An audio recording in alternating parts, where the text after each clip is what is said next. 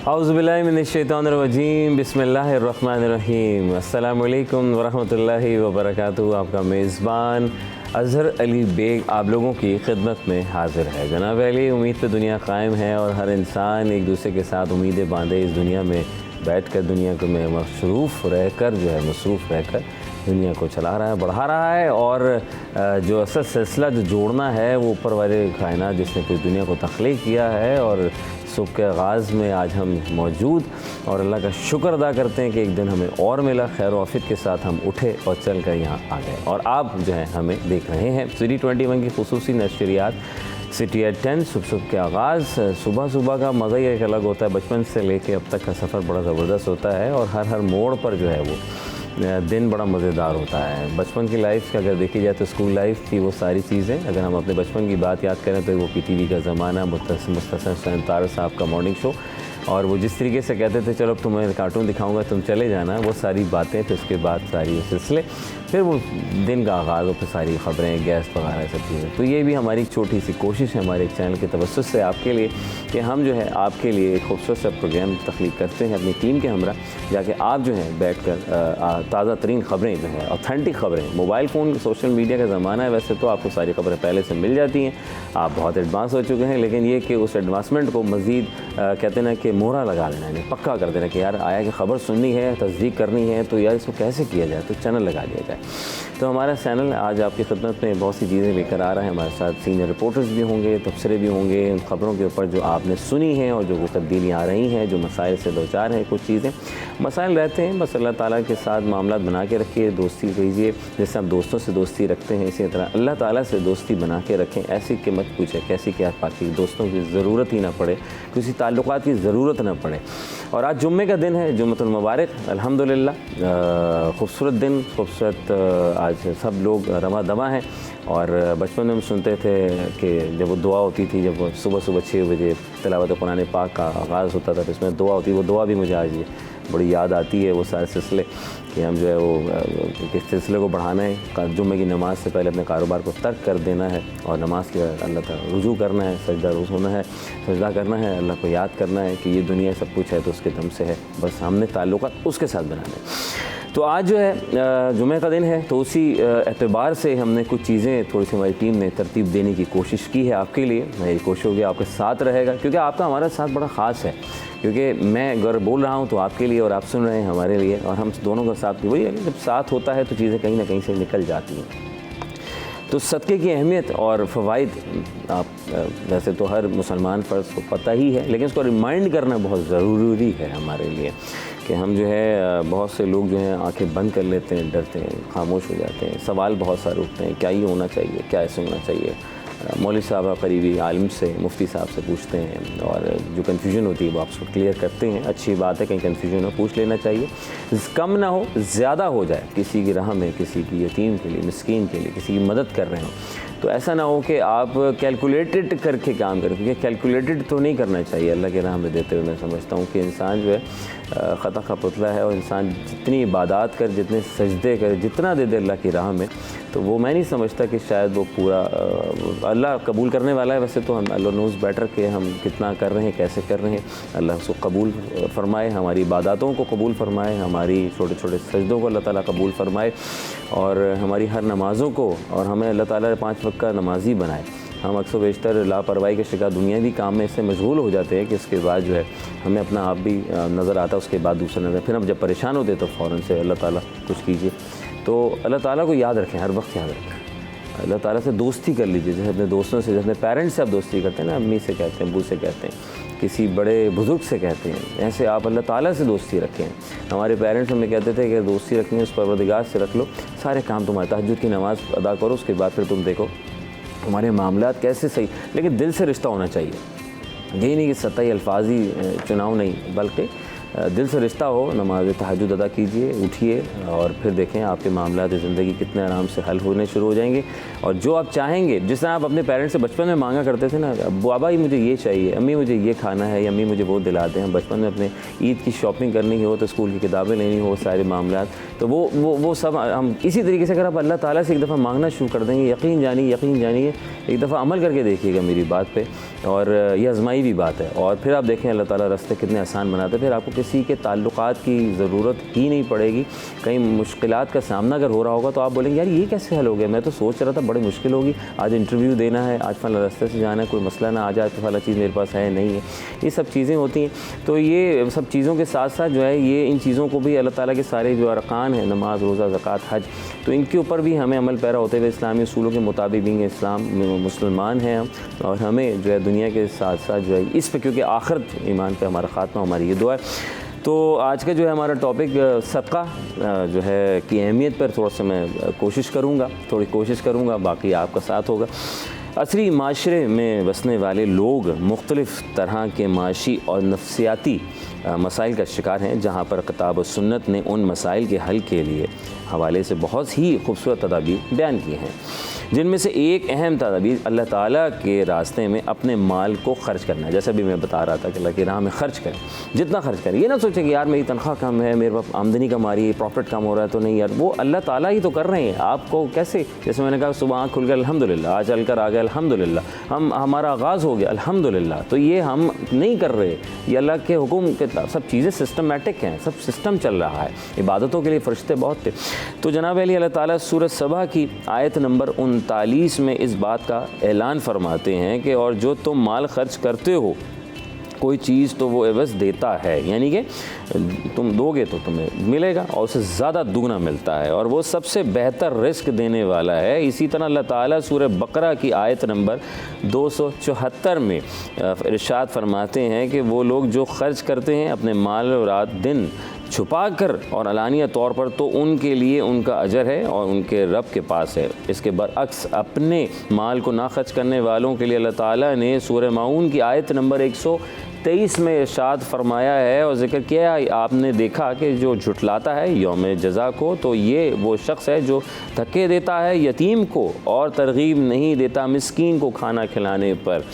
इसी तरह अल्लाह ताला ने सूरह मुदस्सिर में जहन्नुम में ले कर जाने वाले गुनाहों में नमाज के अदम अदायगी के बाद मसाकीन को खाने ना खिलाने का ज़िक्र किया। अल्लाह तबारक ताला सूरह तौबा में भी क्या फरमाते हैं खूबसूरत अंदाज में, आयत नंबर 34 और 35 में, यकीनन आपकी निगाह से गुजरा नहीं तो आज ज़रूर देखिएगा, क्योंकि नंबर इनसे इसलिए बता रहे हैं कि आपके लिए आसानी रहे। इसी हकीकत को यूँ बयान फरमाया उन्होंने अल्लाह ताला ने कि वो लोग जो सोने और चांदी को जमा करके रखते हैं और अल्लाह उनकी राह में ख़र्च नहीं करते, तो वो ईद सुना दें कि ऐसे दर्दनाक अज़ाब की जिस दिन तपाया जाएगा उसको जहन्नुम की आग में सोना चांदी पर दागा जाएगा, उनसे परेशानियों पेशानियों पहलुओं और पश्तून को। फिर सोच लीजिए जनाब वाला कि फिर आपने क्या करना है, अपनी ज़िंदगी को कैसे बढ़ाना है, आसान बनाना है, मुश्किल बनाना है, ज़िंदगी दुनिया में मशगूल करनी है या फिर अल्लाह ताला की राह में अपने मामलात ज़िंदगी को साथ मिला के। तो बात यही, जब अपनों को लेके साथ चलते हैं, जब किसी से अपने काम लेना हो तो उसको साथ लेके चलते हैं, या घर के कोई काम हो तो किसी का सहारा लेते हैं। तो सहारा तो सबसे पहले अल्लाह ताला ही तो सब कुछ कर रहे हैं। उससे दुआ कीजिए अल्लाह ताला आज मैंने ये काम करना है। जैसे मैं आ रहा था आज मॉर्निंग शो पे, तो मुझे बहुत सारे काम देखने थे, फिर मैंने कहा यार अल्लाह ताला आज आपने जो है मेरा साथ देना है, क्योंकि मैं आज अकेला और आप हैं बस, और कुछ नहीं। उसके बाद मेरी टीम तो है, अगर दुनियावी पॉइंट ऑफ व्यू से बात करें तो टीम तो होती है, एक टीम मेंबर्स का सिलसिला होता है, अकेला इंसान कुछ नहीं होता। तो आज ये कैमरामैन भी हैं, रिपोर्टर्स भी हैं, सब कुछ एक टीम वर्क होता है। TX भी है, MCR भी है, तमाम सिस्टमेटिक सिलसिला चलता है। इसी तरह आपने जब सारे काम करने के सिलसिले को बढ़ाते रहें और अल्लाह ताला की रस्सी को मजबूती से थामे रखें, लोगों की मदद करें, खिदमत करें। ये ना कहें कम हो जाएगा, कम नहीं होता, ज़्यादा ही होता है। आप देखें तो देखें, कम होना जिस दिन कम होना उस दिन आप देखें, उसी दिन दे दीजिएगा। आप बोलेंगे यार अगर 1000 रुपये 2000 रुपये इसमें से जो आपको लगता है कि आज का दिन इतने में गुजर जाएगा और ये बच जाएंगे, वो जो बच रहे हैं ना वो दे दीजिए। फिर आप देखिए, आप बोलेंगे यार आज तो बड़ी बरकत हुआ, तो बड़ा मज़ा है खाना खाने में, आज तो मैंने एक अंदर सुकून मिलेगा आपको, एक तस्कीन मिलेगी जब आप किसी गरीब की मदद करेंगे, किसी का सहारा बनेंगे। अल्लाह ताला अगर आपको चुन रहा है, आप ये यकीन जानिए, इंसान सोचता नहीं है कि मैंने ये काम किया, मैंने वो काम किया। नहीं साहब, डॉक्टर सार अहमद साहब का एक बयान सुन रहा था, वो कहते हैं जब तुमने नाम अपना खुद नहीं रखा तो किस बात की मैं, जब पहला कदम तुमने अपना नहीं चलना सीखा तो किस बात की मैं, तो मैं तो है ही नहीं ना। अगर इंसान कहता है मैं बड़ी पोस्ट पे आ गया हूँ, तो वो अल्लाह ताला ने उसको चुना उस काम के लिए कि शायद ये मेरे निगाह में अच्छा बंदा है। हमें अल्लाह नोज़ बेटर, वैसे अल्लाह बेहतर जान, जो हम अपनी इंसानी ज़िंदगी में देख रहे होते हैं सारी चीज़ें, वो सिलसिले चल रहे होते हैं, तो इंसान जो है ना मसरूफ़ रहता है दुनिया भी। नहीं साहब, देखिए कि आप कैसे कहाँ बढ़ते हैं और फिर अल्लाह ताला कैसे बढ़ाता है चीज़ों को। हम आगे बढ़ाएंगे। प्रोड्यूसर की मुझे आवाज़ आ गई है, कह रहे हैं अज़हर भाई क्या हो रहा है। हमारे 2 गेस्ट आ चुके हैं, सबसे पहले वेलकम करेंगे। अस्सलाम वालेकुम वरहमतुल्लाह। सर कैसे हैं आप? ठीक हैं? अशरफ भाई दी ग्रेड, अयाज़ भाई दी ग्रेड, माशाल्लाह। सर अस्सलाम वालेकुम वरहमतुल्लाह। सर ये एक सवाल पूछ सर, एक नहीं आप 2 सवाल। ये बुजुर्गी जो आई है सर, ये अभी आई है, पहले की थी या खुद से लाए हैं? नहीं मुझे नहीं मालूम, बस चीज़ों में हम आपसे बुजुर्गी पूछी जो बालों में उतर आई। अच्छा, बालों में जो उतर आए टाइम नहीं मिला खिजाब लगाने का। तो फिर आपने कहा ये सुस्ती का नतीजा बताया ना कि मैं सुस्त आदमी। हाँ है ना, तो नहीं सुस्त नहीं, बात साहब ये है कि चले सुस्ती आप अपने निगाह से कह सकते हैं, इसमें कोई मुज़ायक़ा नहीं है, आप हमारे दोस्त हैं। तो बात ये है कि हमारे जब हम डाई करने लगे तो हमारे बाल झड़ने लगे, तो फिर उसके बाद फिर मामला तो वो ज़्यादा पैसे जो बचा रहे थे तो अच्छी जगह से लगवाते भाई। जी जी जी जी जी, तो अच्छी जगह से पैसे आपने जो सदके में देने थे उसका आप रंग ले आए, तो फिर वो तो झड़ेंगे। अल्लाह और से भाई ठीक है, सेट है बिल्कुल, सुबह से बहुत ज़बरदस्त, क्या स्मार्ट आदमी माशाल्लाह। अच्छा, ये खबरों पे असल में थोड़ा सा वक्फा लेंगे। वक्फे से पहले मैं कुछ खबरें, सर वो वैसे तो आप लोग माशाल्लाह इस दुनिया में, इसीलिए पूछ रहा था कि वक्फे तक ही पहुँच गए तो 2-3 बातें कर ले, तो वक्फे के बाद ही इसको शुरू करते। चले साहब, एक खबर छोड़ता जा रहा हूँ, उसके बाद फिर बहुत सारी खबरों पर तजिया करेंगे। 7 साला जनरेशन टैरिफ को जमात इस्लामी ने मुस्तरद कर दिया। ये 7 साला कौन सा जो है जनरेशन टैरिफ है जिसको मुस्तरद किया। वफ़े लेते हैं सिटी एट 10 में, फिर वापस आएंगे, फिर आपको बताएंगे।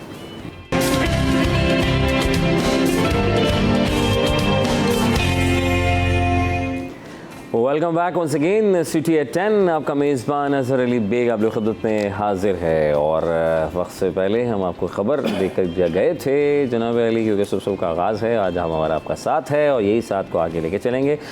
7 साला जनरेशन टैरिफ को जो है जमात इस्लामी ने मुस्तरद कर दिया है। तो अब रिपोर्टर हज़रात की तरफ रुजू करते हैं, ख़बरें सबसे ज़्यादा गहराई इनके पास है। अशरफ भाई, इस पर क्या सिलसिला है? जमात इस्लामी ने मुस्तरद कर दिया है, बिजली नेपरा हुकूमत क्या गठजोड़ बैठ रहा है इसके ऊपर साहब? जी, देखा जाए कि जो दरख्वास्त करता है कि लटिया कोई भी पावर टैरिफ के लिए, तो वो देता है नेपरा।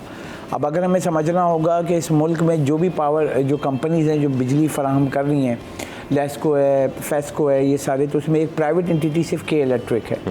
क्योंकि मुल्क भर में जब बिजली के निज़ाम की जो टैरिफ आता है तो मुल्क भर का यकसां आता है, लेकिन उसमें ये होता है कि सिर्फ एक पावर यूटिलिटी जो के इलेक्ट्रिक है वो प्राइवेटाइज हो गई है और सिर्फ मुल्क भर में एक है जो कराची शहर में एक ही के इलेक्ट्रिक है जो बिजली फराहम करती है 7 अज़ला को, 35 लाख मकानात को। तो उसके लिए क्या होता है, वो अपना पावर जनरेशन के लिए जो टैरिफ है वो देती है, नेपरा को दरख्वास्त करती है। अब वो जो दरख्वास्त करती है तो मल्टी ईयर टैरिफ कहलाता है ये, यानी कि 7 साल का इनका होता है। अब इसमें वो इन्वेस्टमेंट प्लान बताते हैं कि अगले हम 7 साल में क्या इन्वेस्टमेंट करेंगे, क्या पावर जनरेशन की डिमांड होगी, क्योंकि आबादी बढ़ रही है। नियर अबाउट इस वक्त हम देखें तो कराची की इस वक्त जो है 3000 से 3200 मेगावाट जो है डिमांड है। अब ये अगर हम देखें इसमें से 1000 मेगावाट आपका NTDC से आ रहा है। के इलेक्ट्रिक की जो सलाहियत है इस वक्त 1800 मेगावाट है, तो 2800 मेगावाट आती है, तो 250, 300, 350 मेगावाट शॉर्टफॉल होता है। सही। अब ये शॉर्टफॉल कैसे पूरा होता है? ये शॉर्टफॉल पूरा होता है जो इलाके जहाँ बिजली की ज़्यादा चोरी होती है, फिर कम चोरी होती है, जो मुख्तलिफ इलाकों में, तो उसको लोड शेडिंग से ये कवर कर रहे होते हैं। अब ये लोड शेडिंग क्या है कि के इलेक्ट्रिक ने दावा करती है कि 70% इलाका जो लोड शेडिंग से मुस्तस्ना है और 30% इलाके में जहां चोरी के हिसाब से 3 घंटे से लेकर 10 घंटे की लोड शेडिंग की जा रही है। अब ये जो मल्टी ईयर पावर टैरिफ है जो जमात इस्लामी ने मुस्तरद किया है, तो इन्होंने 7 साल के लिए मुख्तलिफ जो है पावर जनरेशन का जो टैरिफ दिया है, इसमें जो कहा गया है कि जो ये 3 चीज़ों से बनाते हैं ना, एक बनाते हैं गैस से, एक बनाते हैं दरामदी LNG से, फिर फर्नेस ऑयल से, फिर डीजल से, जो इनके पावर प्लांट्स हैं। सबसे महंगा है फर्नेस ऑयल का, ठीक, तो वो इस वक्त बंद पड़ा हुआ है। ओके। सेकंड नंबर पे पहले कुदरती गैस का जो सबसे सस्ती बनती थी वो भी महंगी हुई क्योंकि अब इनको कुदरती गैस नहीं मिल रही है, RLNG इंपोर्टेड मिल रही है। लेकिन अगर सर देखा जाए तो ज़खायर भी तो निकल रहे हैं जगह जगह, वो कहाँ जा रहे हैं? ये कल हम लोग बात कर रहे थे कि मैंने कहा मैं इस हफ्ते में 2-3 जगह से मैंने दिया कि ना OGDCL को उनको जो नए ज़खायर मिले, वो बेसिकली अगर हम देखें ना कि हमारा जो लाइन लॉस है ये सब 15 to 16% है। और इस वक्त हुकूमत पाकिस्तान ने बहुत बड़ा फैसला किया मुल्क भर में, आपने देखा होगा, हम कराची में भी हैं, वो रात 9:30 बजे के बाद सुबह 6 बजे तक गैस नहीं मिलती है और घर में मेहमान आ जाते हैं तो परेशानी हो जाती है, जिसको चाय या कोई गर्म करके कैसे देंगे। तो ये जो सिचुएशन है, ये लाइन लॉसेस को कवर करने हुकूमत ने बड़ा फैसला तो किया है। लेकिन अगर हम इधर जाएं पावर जनरेशन की तरफ, जो मल्टी ईयर टैरिफ है जिसको मुस्तरद किया जमात इस्लामी ने, क्योंकि पहले जो चीज़ें हैं वो क्योंकि उन्होंने जो है गैस के ऊपर भी कल प्रोटेस्ट हुआ था, गैस कंपनी के सामने फिक्स चार्जेस ले रहे हैं, यहाँ के इलेक्ट्रिक का भी, क्योंकि इस वक्त आवाम के लिए सबसे बड़ा मसला क्या है, यूटिलिटी चार्जेस। और 2 यूटिलिटी हैं, पानी तो आप भूल जाए, पानी तो मिलता ही नहीं है, ख़रीदना पड़ता है। तो बिजली और गैस का जो मसला है, इसमें आपके जो चार्जेस हैं हुकूमत पाकिस्तान ने लगाए, किसी इंडिविजुअल पावर कंपनी ने नहीं लगाए। अब अगर बिजली का बिल भी देखें तो मेरा जैसे बिल आता है, मेरा अपार्टमेंट है, अब उसमें फ़िक्स चार्जेस आ गए हैं, वो किसने लगाए? नेपरा ने। नेपरा को किसने कहा है? हुकूमत ने। अब आप बिजली जितनी भी इस्तेमाल करें फ़िक्स चार्जेस आपको देने, 300 यूनिट से जो नीचे है उनको फ़िक्स चार्जेस कर दिया 400 रुपये, 300 यूनिट से जो ऊपर है, 500 यूनिट से कम है, उसके लगा दिए 1000 रुपये। ठीक है, आप बिजली इस्तेमाल करें नहीं करें आपको बिल आएगा, ये वाहिद मुल्क है। क्योंकि हुकूमत पाकिस्तान ऐसे फैसले कर रही है क्योंकि उसके जो सर्कुलर डेट है उसको कंट्रोल करने के लिए चार्जेस ले रही है। अब मैंने बिल में देखा है कि क्या है, तो जमात इस्लामी अगर देखें इस वक्त कोई भी सियासी जमात इस पर प्रोटेस्ट नहीं कर रही है, ये बहुत बड़ा बोझ है। और इसके ऊपर अगर जमात इस्लामी का देखा जाए उसका मौक़िफ़ भी दुरुस्त है कि आवाम ये बर्दाश्त नहीं कर सकती है। आपकी बात बिल्कुल सही है, वजह है, और चीज़ें आगे पीछे हो रही हैं और हुकूमत जो है आवाम के ऊपर टैक्स की आड़ में और बहुत सी चीज़ों की उसमें तो ले रही है। जैसे आपने कहा फ़िक्स चार्जेस, फिर वो यूटिलिटी चार्जेस, यूनिफॉर्म चार्जेस और पता नहीं कौन कौन से सर चार्जेस, ये एक अलग ब्लॉक बन गया उसके अंदर। आपके इलेक्ट्रिक के खाने में देखें तो साहब ये अगर ये सिलसिला रहेगा और आवाम, मुझे तो आवाम सोती हुई दिखाई दे रही, आराम फरमा रही है। मतलब एक जहाँ सेल लगती है वहाँ तो रश लग जाता है अशरफ भाई। जैसे जौहर में एक वाक़या हमने देखा 50 रुपये से लेकर 1000 रुपये तक लूट लिया है वो, ठीक है। अच्छा, लेकिन यहाँ से मामला में आवाम सो रही है, क्या चक्कर है आयत भाई? ये आप क्या, आप एक बात कर रहे थे ऑफ रिकॉर्ड के, वो सबको आपने बोल दिया बस लगा रहे। हाँ, शहजाद रॉय का गाना था ना, लगा रहे तू लगा रहे। वो हुकूमत अपनी तरफ लगी हुई है, आवाम सोने में लगी हुई है। खैर, कल तो बात हुई SSGC के बाहर फ़िक्स चार्जेस एक तो जो थे 500 से 1000 रुपये कर रहे हैं, जो 500 घर के हिसाब से, छोटे घरों के अंदर 500, थोड़े बड़े घरों के लिए 1000 रुपये फ़िक्स चार्जेस हैं आपके गैस के अंदर। दूसरा भी एक नई चीज़ उन्होंने निकाली, कॉनिकल बफल के नाम पे जो है वो, उसके ऊपर भी कल उन्होंने जमात इस्लामी ने बोला कि भाई अब 2 से 2500 रुपये आप वो भी एक ले जाएंगे। तो ये एक अजीब सिलसिला है, कोई पूछने वाला नहीं है, बस किसी तरीके से आपकी जेब से पैसे निकालने का जो मिशन है ना हुकूमत का, इसको हम कहते हैं ना, वो बगले बजाते हैं कि IMF से हमें पैसे मिल गए, लेकिन जिन शराइत पे हमें मिल रहे होते हैं फिर उसका खुमियाजा हमें ये भुगतना मिलता है। फिर बात वहीं आ जाती है कि वो लोग जो टैक्स नहीं दे रहे, जो टैक्स चोर है, अब तो बात, क्योंकि अब तो वो नॉन फाइलर कोई चीज़ ही नहीं है, तो वो जो था आखिरी तारीख, चोर है, उसके बाद फिर हमें इस तरीके के हुकूमत के इक़दाम पे हुकूमत मजबूर होती है कि हर आदमी की जेब से वो पैसे निकाले, और इनको इनडायरेक्ट तरीके से निकाल, टैक्सेस जो होते हैं वो इसी टाइप के कहलाते हैं कि आपके पेट्रोल पे कोई चीज़ पे पैसे बढ़ा दें, क्योंकि या आपके ये गैस हो, बिजली हो, इनकी कीमतों में जो ये एक्स्ट्रा सरचार्जेस ये क्या हैं, वो ये वही टैक्सेस की मद है जो उनको अपने टारगेट अचीव करने हैं। आपने सूद अदा करना है, आपने पैसे ले लिए हैं, दुनिया मज़ीद पैसे नहीं देगी, जो पैसे आपको दिए गए पहले वो आप उतारेंगे तो आपने पैसे देने। फी आदमी तकरीबन 3.5 लाख रुपए आप मकरूज हैं। अल्लाह अकबर। 4 लाख रुपए समझ लें, आपकी करेंसी ज़रा सी ऊपर नीचे होगी वो 3.5-4 के करीब भी हो जाएंगे। डॉलर जरा सा ऊपर नीचे होता है, आपके कर्जे वैसे ही बढ़ते हैं और कम हो जाते हैं। तो बात ये है कि भाई आप टैक्स देने को तैयार नहीं है, हुकूमत आपसे टैक्स लेने के लिए हर वो तरीका आजमा रही है जो कि उसको करना चाहिए, वो कर रही है। तो अब सोचने की बात है, मैं ये बात बार बार कहता हूँ कि भाई इस निज़ाम के तहत अब आप मुल्क नहीं चला सकते, या तो अवाम सुधर जाए या हुकूमत सुधर जाए, या फिर दोनों सुधरें, या तो अब दोनों को सुधरने का वक्त आ गया है कि आप देखें ना, जो कमा रहे हैं वो पैसे भी देंगे। सुधारा भी तो है ना। अगर देखें श्रीलंका का वाक़या देखें या बांग्लादेश का वाक़या देखें, तो वहाँ मामला ख़राब, तो लोगों ने यूनिटी दिखाई। तो हमारे वो इंतशार है। हाँ। देखो उन्होंने पहले इंतशार, हम किसी को प्रोवोक इंतशार के लिए नहीं हम ये कह रहे हैं कि आप अपना जो कमाते हैं वो सही तरीके से टैक्स नेट में दे दें, ताकि जो सैलरीड क्लास है या जो टैक्स देने वाले लोग हैं उन पर मजीद बोझ ना डालें, उनको भी चोर ना बनाए। क्योंकि आप पे जब मजीद बोझ डाला जाता है तो फिर आप बोलते हैं यार मैं ही क्यों दबूं, मैं ही इतना क्या, मैं सिर्फ क्या हुकूमत को कमाने के लिए काम कर रहा हूँ। ये वाली सोच आ जाती ना। सामने वाली एक पर्टिकुलर क्लास है जो कि दिन 8 से 10 घंटे काम कर रही है, उसके बाद उसकी जब तनख्वाह आ रही है वो कि एक फ़िक्स तनख्वाह है। महंगाई अपनी जगह मौजूद है, शरह कम हो चुकी है लेकिन महंगाई तो मौजूद है, क्योंकि तनख्वाह रेशो 10-10 सालों से लोगों की तनख्वाहें नहीं। अरे यहाँ पे तो किसी को तनख्वाह बढ़ाने की बात करो तो यहाँ लोग कहते हैं कि भाई तुम करते क्या हो। तुम अब ये वाला सिलसिला शुरू हो चुका है कि आपको जब आप तनख्वाह बढ़ाने की बात करते हैं तो आपकी परफॉर्मेंस जो है वो चैलेंज होनी शुरू हो जाती है। तो अब लोगों के पास तो बहुत सारे तरीके हैं ना। आप जब आप अपनी तनख्वाह बढ़ाने की बात करेंगे, आप देखेंगे कि आपकी परफॉर्मेंस चैलेंज होती है जगह जगह, हर जगह, हर इदारों के, किसी भी आप सेक्टर की बात कर लें। तो बात अब लोग, क्योंकि उनको भी देने के पास उनके पास पैसे नहीं है, तो आपको किसी और तरीके पे ले जाते हैं, बात कहीं और निकल जाएगी। लेकिन बात फिर 300 रुपये वाली चीज़ 2,500 रुपये में दी जा रही है SSGC के जाने से, जिसके ऊपर कल जमात इस्लामी ने उनके पास जाके इसके ऊपर बात करी। जब हम इसको रिपोर्ट करते हैं तो फिर वो SSGC हमें नोटिस देती है या वो बोलती है कि आप खबर सही नहीं चला रहे। तो ये खबर जो है उसको सही चलाने का मकसद भी यही है कि आप 300 रुपये वाला आइटम, जो काम 300 रुपये वाली पट्टी कर सकती है, उसी वो बफल ने भी वही काम करना है। तो आप बोझ डाल दें, आप 300 की जगह 500 कर लें, लेकिन कम अज़ कम आवाम का भी ख्याल करें। आवाम का ख्याल करें और आवाम को चाहिए कि वो थोड़ी अपनी आंखें खोले और सोचे कि वो कब तक इसमें मज़ीद टैक्सेस देने हैं, उसका हल कैसे निकालना, और हुकूमत के साथ मिल बैठ के काम करे तो आगे बात बढ़ सकती है। आगे चलेंगे।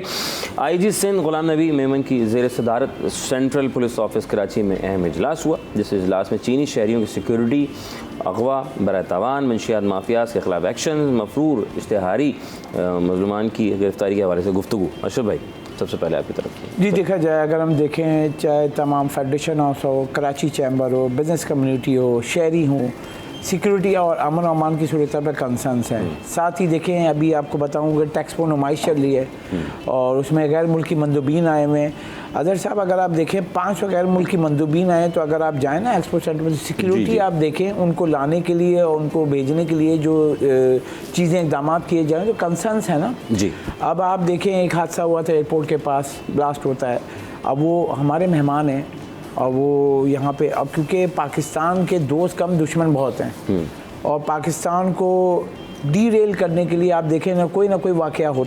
अब पुलिस अपनी तमाम तरह इक़दाम करती है, सिक्योरिटी इदारे इक़दाम करते हैं, लेकिन मैं यहाँ पे कहूँगा हमारे इस शहर कराची की बात करें तो सबसे बड़ा मसला ये है कि अगर आपकी 50% पक्की आबादी तो 50% कच्ची आबादी है। मैंने अभी रिपोर्ट की थी इसी हफ्ते में, एशियन डेवलपमेंट बैंक की रिपोर्ट आई है, बहुत बड़ा कंसर्न दिखा है कि गाँव से आबादी जो है शहर की तरफ बढ़ रही है और शहरी आबादी बढ़ गई, पूरे मुल्क की बात कर रहा हूँ, और कराची उसमें कंसर्न है।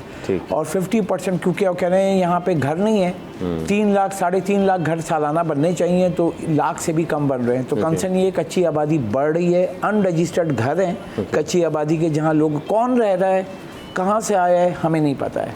अब ये वो कंसर्न है, क्योंकि अगर ये सिक्योरिटी के लिए जो भी इक़दाम, जो मीटिंग हो रही हैं, IG साहब कर रहे हैं या तमाम सिक्योरिटी मुतल्लिका इदारे कर रहे हैं, तो इनको ये सोचना होगा कि अगर हम जाते हैं हाईवे पे जाते हैं, अगवान बस्ती है, हाईवे पे जाते हैं आप, जो मेमार से पहले एक ब्रिज आता है, उसके आप राइट साइड पे देखें, सैलाब जदगान के जो वो लगे हुए हैं कैंप्स, तो वो आज तक कौन रह रहा है, कहाँ से आया है, क्या करके वहाँ जाके रह रहा है। कराची में जो स्ट्रीट क्राइम हो रही है, जो बच्चे, जिनके बाप, जिनके भाई जिनके शौहर जिनको मार रहे हैं, इससे वो कहाँ जा रहे हैं, ये सबको पता है। अगर आप पुलिस वालों को यहाँ बुलाएं, पूछें, वो बता दें 26,000 क्रिमिनल हैं पूरे सिंध में। कितने? 26,000 क्रिमिनल। आपको मालूम है? जी, IG सिंध आए थे वो काटी में, उन्होंने बताया, तो इन्होंने कहा चिप लगाएंगे। आपके पास सिक्योरिटी के लिए सर्विलेंस कैमरे लगाने के लिए आपका जगह नहीं, एयरपोर्ट पे हादसा होता है वहाँ कैमरा नहीं लगा पाते, आप चिप लगाएंगे। वो जो आपकी कैमरे से बात आई, वो जो कुछ अर्सा पहले हमने खबर पड़ी थी कि कैमरे लग रहे हैं रेड जोन में, दीगर जगह, वो सर लग गए काम? जी, वो तो अभी पहला मरहला है ना सर, रेड जोन में लग रहे हैं। और वो अभी तो मरहले चले लगे हुए थे वो एक्टिव। देखें, ये जो मंसूबे होते हैं ख़ास तौर से सिंध में, तो मरहलावार होते हैं ना वो, मतलब कम से कम मैं भी शायद बूढ़ा हो जाऊंगा, फिर मैं लकड़ी पे आ जाऊंगा, वो मंसूबे लगे चलते रहेंगे। कोई भी मंसूबा देखें आप माशाल्लाह से, क्योंकि सुबह है और जो काम करने वाले हैं बिल्कुल दिलजोई से काम कर रहे हैं। कोई मंसूबा प्रोजेक्ट शुरू होता है। ये बात पता है कि इतने हज़ार लोग हैं, क्रिमिनल्स हैं, तो मतलब एक्सेस हो रहा है, दरवाजे तो हमारे सिक्योरिटी दारों के पास हैं, तो सर रोकथाम फिर क्यों नहीं की जा सकती? जब आप घर की सिक्योरिटी दरवाज़ा लगा के गार्ड रखकर पर्सनल वो भी हम खुद करनी पड़ती है,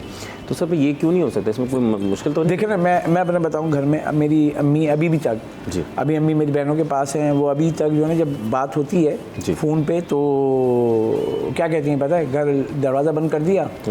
अब 2 डोर है ना, एक तो आपका मेन डोर है, उसके बाद एक लोहे की ग्रिल होती है, वो जो उसको भी बंद करो, उसको भी बंद करो, डांट पड़ती है। हालांकि हम घर में हैं। सही बात। तो जब अम्मी को ये पता है, हमारी वालदा, सबकी वालदा क्या कहती हैं, सबके घर में आप पूछ रहे हो, कहती हैं गेट बंद करो, गेट अम्मी ताला लगाओ, घर में भी ताला लगाओ। तो उनको पता है। बाकी अगर बाहर जो मेरी सोसाइटी है उसके गेट पे भी वो बोलती हैं कि भाई ये देखो कौन कौन आ रहे हैं, इनको बोलो। क्यों वो दिमाग उनका चल रहा होता है कि भाई बच्चे, अगर मैं घर छोड़ कर आया हूँ, मैं घर में मेरी वाइफ हैं, बच्चे हैं, उनकी सिक्योरिटी कौन करेगा? गार्ड जो हैं, पुलिस वाले तो नहीं कर रहे हैं ना यार। आप इस शहर में दंदनाते हुए अगवानी घूम रहे हैं, इसके ऊपर आपके एक्शन हुए, आप अभी भी देखें शहर में घूम रहे हैं। ब्रिजेस के नीचे कौन है इस शहर में? ये लावारिस शहर है, लावारिस। ब्रिजों के नीचे देखें आपको नशे ही नज़र आएंगे।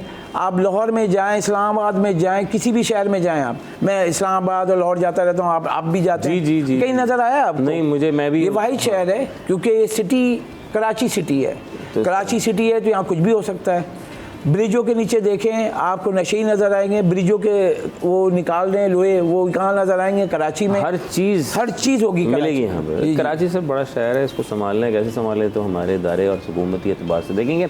वफ़ा पे जा रहे हैं, पे गैर मेरी पानी के फ़रोख्त पर छापे पड़ रहे हैं, क्यों पड़ रहे हैं, कौन लोग हैं, किन पे पड़ रहे हैं, ये सारी बातें करेंगे। वक्फे के बाद दोबारा से खिदमत होंगे सिटी एट 10।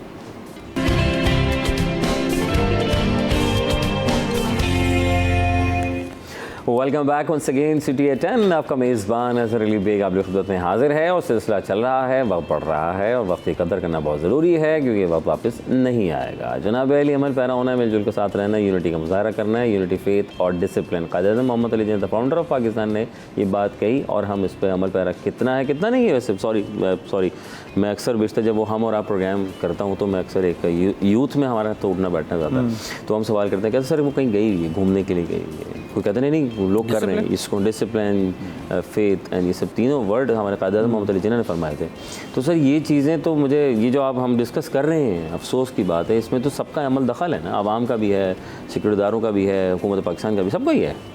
हमारा भी है। अच्छा, आप लोगों की बात एक, हम ब्रेक से पहले जब थे तो अशरफ भाई एक बात जो कह रहे थे ना कि कुंडी लगा लो, वालिदैन का एक कंसर्न ये 90 और 2000 की दहाई में जब आपके पास शऊर आया, मैं लाहौर इस्लामाबाद गया तो मैं वहाँ सबसे पहले देख के हैरान, पता है क्या हो?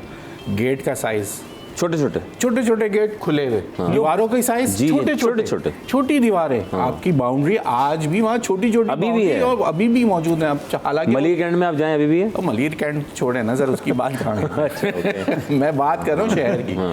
मैं लिटरली मजाक से हटके कि वहाँ पे 90 और 2000 की, अब वहाँ जाके क्योंकि वहाँ भी कुछ शुरू हो तो बड़े दरवाजों का एक तो फैशन आ गया, तो वो फैशन की दुनिया में आ गया, लेकिन दुनिया में दरवाजों का साइज देख के मैं हैरान हो गया कि भाई लगाए क्यों? इससे अच्छा ये फाटक की, जैसे ट्रेन का फाटक वैसे दरवाजे छोटे छोटे। जैसे आप बैरियर टाउन में चले जाइए, अगर आप बैरियर टाउन कराची में चले जाइए कहीं भी, तो वहाँ दरवाजे ही नहीं है, चले आप दरवाजे छोटे ही, सब दरवाजे ही नहीं है, वरना हम चले जाए। इसी कराची में बैरियर टाउन भी है, इसी कराची बुलाया नहीं, वेलकम है एनी टाइम वेलकम। कहने मकसद अच्छा, ये जैसे इस भाई चैनल को एक एजाज हासिल है, इसी चैनल के 2 बड़े नामी ग्रामी होस्ट उस बैरिया टाउन में रहते हैं, सर, लेकिन बुलाता कोई भी नहीं है। Sir, welcome. बातें हमें सुनाएंगे, बारिश दिखा देंगे, वीडियो शेयर कर देंगे, हमें जलाएंगे कि सड़कें हमारी बहुत कुशादा हैं, हमारे यहाँ पे ये ग्रीनरी बहुत अच्छी है।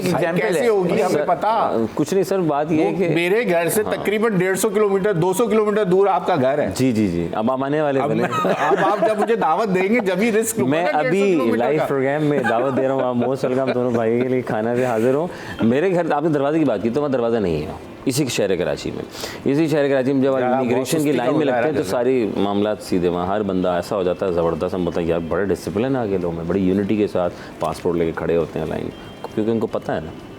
तो सिस्टमेटिक चीज़ें तो हैं सर। ये गैर मेयारी पानी और उस पर प्लांट और 5 आरओ प्लांट लियाकताबाद में जो है वो छापे आरओ प्लांट का मैं बताऊं, कई आरओ प्लांट, हाँ, कराची जो है प्यासा है, प्यासा है तो पानी मिल नहीं है। समुंदर है लेकिन प्यासा है, समुंदर है प्यासा है। तो इसमें गवादर में भी सर है, समंदर है, मगर उसके लिए आपको जो आपको रिसाइकलिंग जो प्लांट लगता है, जो समुद्र के पानी को, खारे पानी को मीठा करने का प्लांट लगना चाहिए, नहीं कभी नहीं हुआ। जद्दा में लगा हुआ, ठीक है। अब यहाँ पे अगर हम देखें, दुबई में लगा हुआ, दुबई में लगा हुआ है पूरा दुबई भाई, दुबई का जो सीवरेज का जो पानी है और समंदर कुवैत में और दुबई में, वो पानी यही वाला आपको पानी यूज़ करते हैं। मगर कराची के बताऊँ ये आरओ प्लांट है, आपने देखा होगा हर जगह प्रोग्राम भी करने जाते हैं, जगह जगह जो कि पानी है नहीं, बोरिंग का पानी, हाँ, वो आप निकाल के लोगों को पानी डाल के बेच रहे हैं। तो इसका पीएच वैल्यू होती है।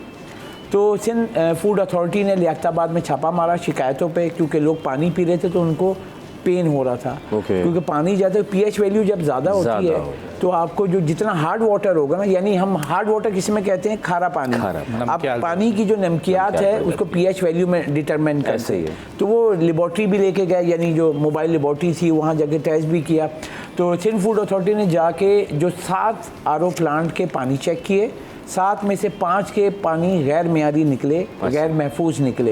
इनके ऊपर 3 लाख रुपए का मजमूई जुर्माना किया है, और उसमें जो है इन 5 को सील कर दिया है, और 2 को कहा है कि आप इसको और महफूज करो। और सबसे हैरान को जो फुटेज आई, क्योंकि ये कहते हैं कि अगर मीडिया को लेके जाए ना, कंसर्न होता है वो आगे फैला दे, तो हम खुफिया छापे मारते हैं। जब मारा तो आपने देखो आरओ प्लांट में फिल्टर लगे हुए होते हैं, केमिकल्स मटेरियल्स होते हैं। अब वो जब वो खोला फिल्टर को उन्होंने, क्योंकि सब चेक किया ना, तो उसके अंदर काई थी, वीडियो, मतलब आप वो खोल के, क्योंकि आप इसको घर के लिए इस्तेमाल नहीं कर रहे हैं, आप कमर्शियल यूज़ कर रहे हैं, लाखों लीटर पानी रोज़ का बेच रहे हैं आप, ठीक है। अब जो उसमें यूज़ हो रहा है तो उसको खोल के सफाई होती है, उसकी क्लीनिंग कहलाता है ड्राइव। वो आपको हर, जब आप क्लोजिंग करते हैं रोज़ रात को इस्तेमाल करने के बाद, तो निकाल के सारे फिल्टर साफ़ होते हैं। जब वो फिल्टर खोले, वो वीडियो भी हमारे पास, हमने चलाई स्क्रीन पे, अगर दिखाएं, हमने खबर भी कल दी थी। तो फिल्टर जब खोले तो सोचें आप उसमें काई, वही पानी आ रहा है। अब काई क्या होती है, वो आपको जो लेवल है वो समझ लें जरासीम है जो डायरेक्ट जा रहे हैं। जब उसका टेस्ट हुआ तो उसमें एक लेवल होता है, अब लाइट ब्लू फिर येलो फिर रेड, तो येलो और रेड में आए वो। आप डेंजरस देखें आप कि कैसे, और ये कराची शहर में हम देखें कि कराची जैसे मैंने शुरू में क्या कि प्यासा है, तो अब जगह हर शहर में, हर मतलब कि यहाँ पे हर ज़िला में, सॉरी, कि यहाँ पे जो है वो आपको आरओ प्लांट लगेंगे। क्या है कि बोरिंग करके एक मशीन लगा दी है, उसको आरओ प्लांट कहते हैं, और उस खारे पानी जो कराची में जो निकलता है, मीठा पानी तो निकलता नहीं, निकलता, पीएच वैल्यू हार्ड वैल्यू होती है उसकी, तो उसको आपको प्रोसेस करके आरओ प्लांट से वो क्रॉस करके लाते हैं। अब ये बहुत बड़ा कंसर्न है, ये मैं बताऊँ, ये पुरानी बात है। एक्स ऑफिस में जब हमने इस पर काम किया था मैंने, तो ये बोलते थे कि इसको मिनरल वाटर, तो मैंने उनको डिटरमाइन कराया था that is not a mineral water, is a safe drinking water. तो आप जितनी भी पानी अब लेते हैं बोतल, तो ये आपका यही भाई बुराई है जिसने वो खबर की थी, तो उसके बाद सुप्रीम कोर्ट ने कहा it's not a mineral water, is a safe drinking water. जो ब्रांडेड कंपनियों के मिलते हैं 1.5 लीटर और ये 500 मिलीलीटर का, ये पहले क्या बोलते थे इसको, मिनरल वाटर। और ये वो यही आरओ ज़मीन का पानी निकाल के प्रोसेस करके आपको दे रहे हैं। और लेकिन ये मिनरल वाटर नहीं। मिनरल वाटर क्या होता है, जो आपको आबशारों से जो कुदरती उसके जो वो that is called a mineral water. वो लोग बाहर लेके जाते हैं भाई, इंपोर्ट, जैसे हमारा नमक ले जाते हैं जी, है ना। लेकिन इसके अंदर देखें आप, ब्रांडेड जो बड़ी कंपनीज का पानी की जो इस वक्त कीमत है ना, तकरीबन 300 रुपये से ऊपर की वो बोतल, 320-325 रुपये की सप्लाई मिलती है, जो अच्छी ब्रांड के नाम है पानी के, जो नाम है जांचे जाते हैं दुनिया में। अब नाम लेना मैं चाह नहीं रहा हूँ, लेकिन आप जिस गली मोहल्ले से ले रहे हैं वो 100 रुपये में आपके घर पे लाके दे रहा है, तो कोई ना कोई तो डिफरेंस है ना। ये आपको भी समझने की ज़रूरत है। वो सिर्फ अपनी कंपनी का नाम इस्तेमाल नहीं कर रहा, लेकिन वो अपने तमाम मेयार को भी मेंटेन कर रहा है। जब मेयार मेंटेन होगा तो उसकी कॉस्ट आ जाती है। तो लोग सस्ते के चक्कर में जाते हैं कि 100 रुपये की बोतल मिल रही है। आरओ के नाम से ही अब तो बोतलें बिकती हैं, बहुत से आरओ प्लांट रख के नाम गली मोहल्लों में हमने अक्सर देखा। गुलशन में एक आरओ प्लांट के नाम से वो एक चेन बन गई पूरी के, वो सप्लाई करते हैं। तो ये एक बड़ा टेक्निकल आप इंसान सेहत से खेल। सर आप भी पानी खरीदते हैं? सभी खरीदते हैं। अच्छा भाई, आप भी पानी खरीदते हैं? मैं भी पानी खरीदता हूँ, आप भी पानी खरीदते हैं, और ये भी पानी खरीदते रहेंगे, और हम चीज़ें खरीद के टैक्स भी देते रहेंगे, लेकिन पता नहीं हमें कब जो है वो तहफ़्फ़ुज़ात, सिक्योरिटी, ये सब चीज़, रोटी कपड़ा मकान के लिए रोते रहेंगे जनाब अली। और जो है सस्ता रोए बार बार, महंगा रोए एक बार, डिपेंड ऑन यू। खैर हर इंसान की अपनी एक सक़त है, इस्तात है, उस हिसाब से खर्च करता है। सर ये फैशन शो हुआ है ये, सर ये थोड़ा सा चेंज करते हैं, माहौल ज़रा चेंज करते हैं। ज़रा आप भी बोलेंगे सुबह सुबह क्या शुरू कर दिया। सर फैशन शो मैं देख रहा था, मैं चाह रहा हूँ वो प्रोड्यूसर साहब से कि ज़रा ये लगाएं ज़रा उसको आप, टी डैप रंगारंग फैशन शो का तीसरा TD, क्या है TD डैप यार, क्या है, क्या हुआ है ये? TDAP ट्रेड डेवलपमेंट जो हमारी अथॉरिटी है, उसमें ये पूरा एक सेशन समझ लें, या एक चीज़ ऐसी इस वक्त टेक्सपो चल रही है। कराची शहर का एक सबसे बड़ा इवेंट है जो टेक्सपो के उस पर चल रहा है, जिसके अंदर ये भी चीज़ शामिल थी कि उसके इश्तराक के साथ जो है वो मुकामी और गैर मुल्की डिज़ाइनर्स जो हैं, तकरीबन 2 दिन ये चला है, जिसके अंदर 10 डिज़ाइनर्स जो हैं उन्होंने अपने काम पेश किए हैं, और उसको रैंप पे PC होटल में ये मुनक़द किया गया।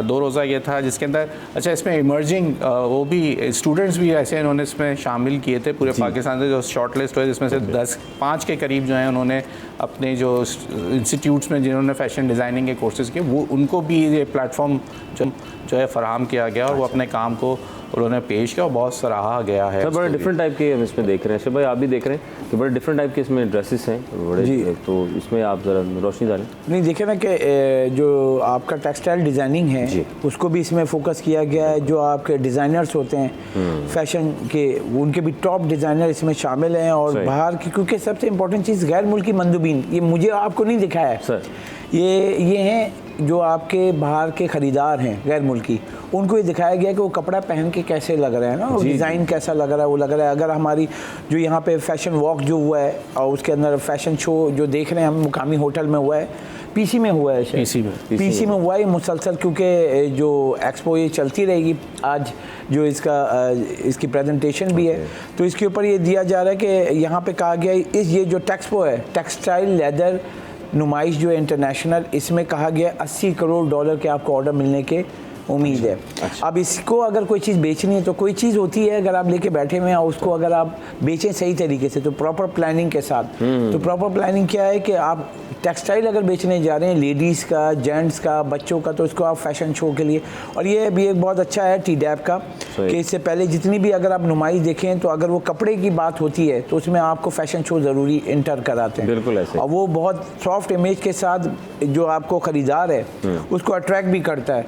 अगर आप देखें जो कपड़े हैं मुख्तलिफ, जो हमने यहाँ देखे भी नहीं है जी, और मैं भी देख रहा था कि यार ये हम पहनेंगे, तो बाहर का है उनका बिल्कुल अलग है इंटरनेशनल सतह पर। सर पाकिस्तानी अगर इंडस्ट्री की बात की जाए, कपड़े की बात की जाए, सनत की बात की जाए, तो कहाँ किधर कोई है तरक्की नज़र आती है? देखें टेक्सटाइल की अगर हम देखें, मजमूई जो आपकी एक्सपोर्ट है सालाना पाकिस्तान की $30 अरब है। ओके। और इस वक्त जो है टेक्सटाइल की अगर हम देखें तो थोड़ी सी मुश्किलात हुई, शरह सूद बढ़ी, बिजली के रेट बढ़े, तो आपकी जो $19 अरब की जो एक्सपोर्ट थी टेक्सटाइल घट के जो है $16 अरब रह गई है। अब फिर से हम इसको बूस्ट करने की बातें कर रहे हैं, क्योंकि हुकूमत पाकिस्तान ने वादा किया है, आर्मी चीफ ने वादा किया है आपके सनतकारों से कि बिजली का रेट जो 9 सेंट कर देंगे, जो 17 सेंट है, यानी 50% के करीब, 45% के करीब बिजली के रेट में कमी होगी। शरह सूद जो बहुत ज़्यादा था उसमें मरहलावार कमी हो रही है, लेकिन अब बड़ा मुतालबा है एप्टेमा की जानिब से, फेडरेशन हाउस की जानिब से, महंगाई की शरह कम हुई तो शरह सूद जो 17.5 है तो 4% की कमी की जाए। तो अगर ये कमी होती है तो देखें ना, माल वगैरह बिजली के और ये सारे जो लागत है वो बढ़ गई है, तो बैंकों से कर्ज नहीं ले सकते। बहुत सिंपल सी चीज़ है, आप भी अगर कोई काम कर रहे हैं, लाख रुपए बैंक से कर्ज लेते हैं, तो आप 18% तो उसको मतलब बैंक मार्कअप मिला के 20% तो नहीं दे सकते ना। 1 लाख पे 20,000 रुपये कैसे देंगे आप सूद? इतनी तो कमाई भी नहीं हो सकती है। तो वो यही कह रहे हैं कि अगर आप शरह सूद नीचे आ जाएगा, हम बैंक से कर्जे लेंगे तो हमारी जो बंद सनतें वो चल सकेंगी। अल्लाह ताला आसानी फरमाए। सर आगे बात करेंगे हमारी जो है वो शहर कायद में जो है सब डेंगी का राज एक मरतबा फिर 10 केसेस 12 केसेस रिपोर्ट हो गए साहब। तर्जुमान महकमा सेहत सिंध पे कहना है। तो हर जगह बहुत कुछ हो रहा है, कहीं किसी शहर में बहुत सी रातों में सड़कें भी धुलती हैं, सफाइयाँ भी होती हैं, और कहीं जो है वो डेंगी स्प्रे और फिर बहुत सी चीज़ें। आखिर बहुत से लोग कहते हैं हमारे इलाके में तो डेंगी स्प्रे नहीं हुआ। मैं इस पर ज़रा आप कीजिएगा, ज़रा कैलकुलेशन कीजिएगा। मैं ब्रेक से वापस आता हूँ, फिर ज़रा खोज से बताएगा।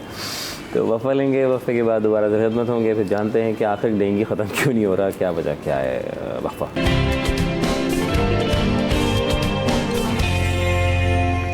Welcome back once again city at 10। आपका मेज़बान अज़हर अली बेग अपनी खुदबत में हाजिर है। हम यहाँ हाजिर हैं, वहाँ हाजिर हैं, और आप सुबह सुबह हमारे साथ हाजिर हैं। और आप सोच रहे होंगे आज मैं यहाँ और आप हैं वहाँ, और आपका हम का साथ चल रहा है।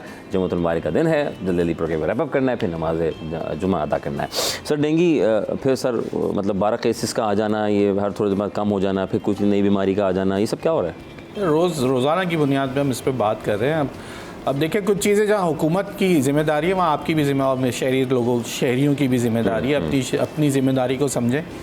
डेंगू का फैलाव जो है वो पानी में ही हो रहा है, उसमें पानी में उसका लावा बनता है, और वही जो है आपके लिए फिर मुसीबत बनता है। तो जहाँ जहाँ आप गमलों के नीचे पानी जमा है वो देखें, जहाँ आप देखते हैं कि पानी खड़ा है, अगर हुकूमत कुछ काम नहीं कर रही तो कम से कम उसमें एक केरोसिन ऑयल यानी मिट्टी का तेल जो है वो उसके अंदर फैला दें, ताकि वो जो मच्छर बन रहे हैं, और पूरे कपड़े पहन के शाम और मगरिब में निकलें। गर्मी है शहर में, लोग समझते हैं गर्मी ज़्यादा है तो शॉर्ट्स और टी शर्ट्स पहन के शाम के औकात में जो बाहर निकल रहे हैं, बच्चों को बचाएं। तो गर्मी भी तो है ना, गर्मी भी है। साथ मज़े की बात है, अच्छी खासी गर्मी है, गर्मी नहीं है, अच्छी खासी लू वाली गर्मी है। जी लू, दिन भर लू के थपेड़े चल रहे हैं। लाहौर में वेदर चेंज हो रहा है, मतलब सब जगह चेंज हो रहा है, यहाँ नहीं हो रहा।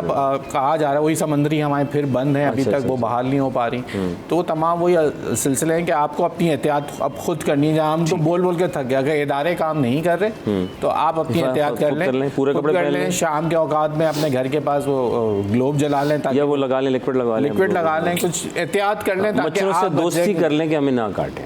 दोस्ती कर ले, वो सुनते भी तो सुनते नहीं है, वो सुनाते ज़्यादा। देखे भूख के खातिर तो वो अपनी उसको भी तो अपनी ग़िज़ा चाहिए ना, और वो आपके खून से लेगा। अच्छा साहब, अच्छा भाई, बेरोज़गारी के ख्वाब चकनाचूर और सन कोटा के ऊपर बात करेंगे। ये सर क्या हो रहा है? सन कोटा मतलब एक उम्मीद थी कि अब्बा रिटायर होंगे, चलो मैं लग जाऊँगा, खुदा न खास्ता वालिद साहब या जो भी आपके बड़े हैं वो चले जाते हैं कुदरती आफत की वजह से, तो भी एक ऑप्शन था, वो भी सर क्या है? सर देखें, अब ये फ़ैसले हुकूमत के हैं। पहले जब वो अब क्योंकि अब पहले कोटा सिस्टम था, पे एक सन कोटा था जी। और ये वाला एक सपोर्ट होती थी। पहले जब ये आया था सन कोटा का, जैसे कि फैमिली में जैसे कोई एक बड़ा है और वो खुदा न खास्ता कोई हादसा या अचानक से सडन उसका इंतकाल हो जाता है, तो उसके ऊपर रखा था फैमिली को सपोर्ट करने के लिए उसका जो नेक्स्ट टू है, नेक्स्ट टू कहने से मुराद के बेटा है या बेटी है, तो उसको उतना पढ़ा के वहाँ पे जॉब मिल जाएगी ताकि उस ख़ानदान का जो है घर चल सके। अब ये ख़त्म करने की जो बात की है तो ये बहुत बड़ा कंसर्न है, क्योंकि सरकारी इदारों में हमारे यहाँ जो रिवाज है ना कि भाई बंदा सरकारी इदारे में होना चाहिए, सही। तो वैसे भी अब ये IMF ने भी कहा है कि आप अपने जो एम्प्लॉइज़ है उसको कम से कम करें, ज़रूरी लोग हैं उनसे काम कराएं, बाकी सबको अल्लाह हाफ़िज़ कर दें बस। तो फिर जो सिलसिला था, जो एक सिलसिला सरकार की तरफ से था, वो उम्मीदें फिर जी वो तो IMF आपने निज़ाम साइन की है। अब वो तो सर निज़ाम तो अपने लिए बदलना है, आवाम के लिए। या तो आप काम करने के लिए ज्वाइन करेंगे तो आप टेस्ट दें, अच्छा जो तरीका कार, अच्छा जो और जो फजूल की वजारतें हैं, जो इदारे हैं, जो डिपार्टमेंट्स हैं, वो सब बंद होंगे। अच्छा, आपको पता है कितनी वजारतें हैं? 32 इदारे हैं, जिसमें 32 में आपके 6 लाख के करीब जो सरकारी मुलाजमीन हैं। अच्छा। और 6 लाख के करीब जो सरकारी मुलाजमीन, उसका बोझ है, उसकी पेंशन है, उसकी ग्रेजुटी है। तो पाकिस्तान के पास इतने पैसे नहीं हैं कि अब इतने बर्दाश्त करें। हमारे यहाँ तो लोग रिटायरमेंट होने के बाद जो हाई लेवल के हैं या लोअर लेवल के हैं, वो तो मरने के बाद भी बेटा, बच्चे, बीवी सब लेते रहते हैं। अच्छा। तो इस सिलसिले को IMF ने कहा है कि कंप्रोमाइज़ उसको छोटे से छोटे कंप्रेस किया जाए, कंप्रेस करके इसको लॉजिकल तौर पे चलाए जैसे दुनिया में चलता है। अब ये नहीं वो कहते हैं शर्फिया के ऊपर डालो या आवाम पे डाल देते हैं। वो तो देखें नहीं, आवाम देखें, सरकारी मुलाजमीन आवाम पे नहीं आती है, ये मैं यहाँ पे क्लियर कर दूँ। जब बजट आता है तो मेरा ये कंसर्न होता है, हुकूमत बजट देती है ना, पूरे मुल्क का देती है, लेकिन जब मुलाजमीन की तनख्वाहें बढ़ाने की बात होती है तो वो सरकारी मुलाजमीन की होती है। तो देखें सरकारी मुलाजमीन कितने होंगे, लेकिन जो प्राइवेट सेक्टर का है बजट में उसका होना चाहिए। मैं एहतजाज करता हूँ। जब प्राइवेट को वेलकम किया था तो उनको भी तो फिर नहीं सर, क्या प्राइवेट को कम से कम तनख्वाह 37,000 क्या हो गया? टैक्स हमसे लेने के लिए तैयार है, हमारे लिए कोई राइट्स देने को तैयार नहीं हुकूमत। मगर आप देखें ना, बहुत बड़ा फ़र्क है। ये सरकारी मुलाजमिन का है जगह, और ये अगर मेरा हाथ इतना बड़ा भी खोल दें ना तो ये है प्राइवेट सेक्टर जो जॉब इंडस्ट्री लाखों लोगों को रोज़गार देता है। उसको सपोर्ट करने के लिए बजट में इनकी प्राइसिंग रखनी चाहिए, जो इन्फ्लेशन रेट है उसके हिसाब से उनकी सैलरी बढ़नी चाहिए। आप देखें ना, बिजली का बिल आप बढ़ा रहे हो, गैस का बिल आप बढ़ा रहे हो, सबके रेट आप बढ़ा रहे हो, किराया आपके बढ़ रहे हैं। पाबंद करें, प्राइवेट सेक्टर को पाबंद भी करें। जो मिनिमम वेज आप बढ़ा के सेट करते हैं वो पाबंद भी तो करें ना उन इदारों को कि वो मिनिमम वेज उतनी तनख्वाह दें। नहीं वो कहाँ, वो कोई नहीं, आज एक्सीड कर देंगे तनख्वाह हमारी इतनी कम है। हुकूमती रेट जो 37,000 है उससे कम ही है, लोग काम कर रहे हैं, इंडस्ट्री में भी काम कर रहे हैं। जिस सेक्टर में उठा लें आपको लोग मिलेंगे। तो आप जब कानून साजी अपने लिए कर सकते हैं, रातों रात कर सकते हैं, दिन रात कर सकते हैं, सुबह शाम कर सकते हैं, तो भाई जमहूर के लिए जिसकी वोट लेके आप आए तो उनके लिए भी तो कुछ काम कर। क्या बात है, सही बात है। जमहूरियत के लिए तो आपके नारे आसमान शगफ कहते हैं ना, आसमान शगफ फाड़ नारे लगा के वो आसमान पे चले गए, जमहूरियत बचा लिया। जब वोट शोट जमा हो गए तो बचा लो तो जमहूरियत बचेगी ना। हम तो पिस गए, सही बात है, खत्म हो गए। ये 2 साल जिस तरीके से लोगों ने गुजारे हैं, कोई भी तबका उठा लें, इसमें मैं उनको भी मैं शाबाशी देता हूँ जिनके पास 10-10, 5-5 हज़ार वर्कर काम फीस के अंदर, उनके लिए भी बहुत मुश्किल वक्त था। क्योंकि उनके लिए मुश्किल यूँ था कि उनकी इंडस्ट्री जो है वो बंद हो रही थी, उनके ज़राए कम हो रहे थे कमाने के, लेकिन उन्होंने फिर भी लोगों को तनख्वाहें दी। किस तरीके से दी वो जानते हैं, वो उन पे गुजरी। लेकिन वो वक्त अब निकलना शुरू हो चुका है, वो नज़र आ रहा है कि हम बोलते हैं ना आईन पाकिस्तान, माशाल्लाह इसके तहफ़्फ़ुज़ के लिए सारे बैठे हुए हैं, सारे सियासतदान, सारी पार्टियाँ।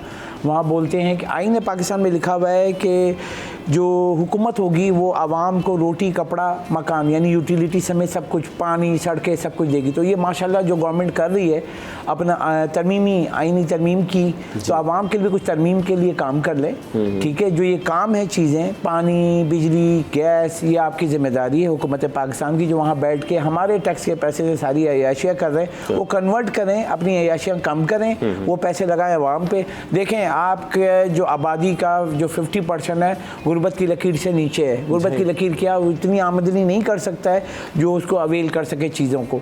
तो उसके लिए ज़रूरी ये है कि आप महंगाई को जो कंट्रोल किया है ना, तो आवाम पे मुंतकिल भी करें। आप कह रहे हो कि महंगाई 44 माह की कम तरीन सतह 7% से नीचे आ गई है महंगाई की रफ्तार, तो आवाम पे मुंतकिल तो करें। आप पूछें यहाँ पे हमारे कैमरा मैन है, हमारी जो स्टाफ है, हमारा ड्राइवर है, आप क्या समझते हो बेंगलुरु में रहता है, किराए के घर में रहता है, फिर उसका बिजली का बिल, ये आप बजट बोलते हैं 37,000।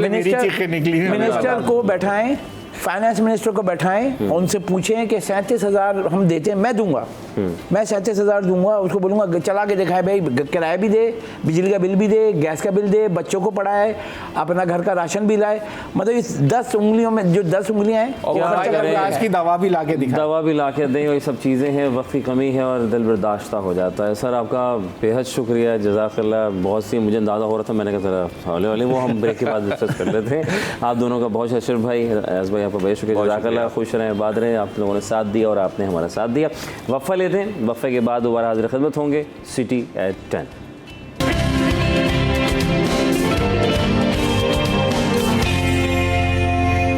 Welcome back once again city at 10। आपका मेज़बान अज़हर अली बेग आपकी खिदमत में हाज़िर है और जुम्मतुल मुबारक का दिन है, खूबसूरत दिन, खूबसूरत आगाज़ आज की सुबह से। हमारे साथ आज के इस दिन को मज़ीद आगे बढ़ाएंगे। वक्त गुजरता जा रहा था और लोग आते जा रहे हैं, गेस्ट आ रहे हैं, जा रहे हैं, और हम उसके साथ सिलसिला जोड़े रखे हुए हैं मुख्तलिफ़ मकामों के हिसाब से। आज सिरात मुस्तकीम के हवाले से हम जानेंगे, सीखेंगे, समझेंगे, समझने की कोशिश करेंगे। बीइंग अ मुस्लिम, हम मुसलमान हैं, इस्लाम जमहूरियत पाकिस्तान है, और हम जब यहाँ हैं तो हमें बहुत सी चीज़ें, हम दुनियावी चीज़ों में बहुत इधर उधर हो जाते हैं, तो हमें पता होना चाहिए कि सिरात मुस्तकीम है क्या। तो आज हमारे साथ इस पर थोड़ा डिबेट पे हम बात करेंगे। मुफ्ती अबू बकर मोइनुद्दीन साहब बात करेंगे। अस्सलाम वालेकुम, इस्लामिक स्कॉलर की हैसियत रखते हैं आप सर, कैसे हैं? ठीक है, बहुत शुक्रिया आपका, बहुत शुक्रिया, जज़ाकल्लाह। आप तशरीफ़ फरमा हुए, और आज का दिन हमारे लिए और हमारे नाजरीन के लिए बड़ा ख़ास है कि हम आपसे कुछ सीखें आज का दिन, क्योंकि जुम्मे का दिन है। सिरात मुस्तकीम क्या है? बिस्मिल्लाहिर्रहमानिर्रहीम। देखिए, सिरात मुस्तकीम अल्लाह तबारक व तआला ने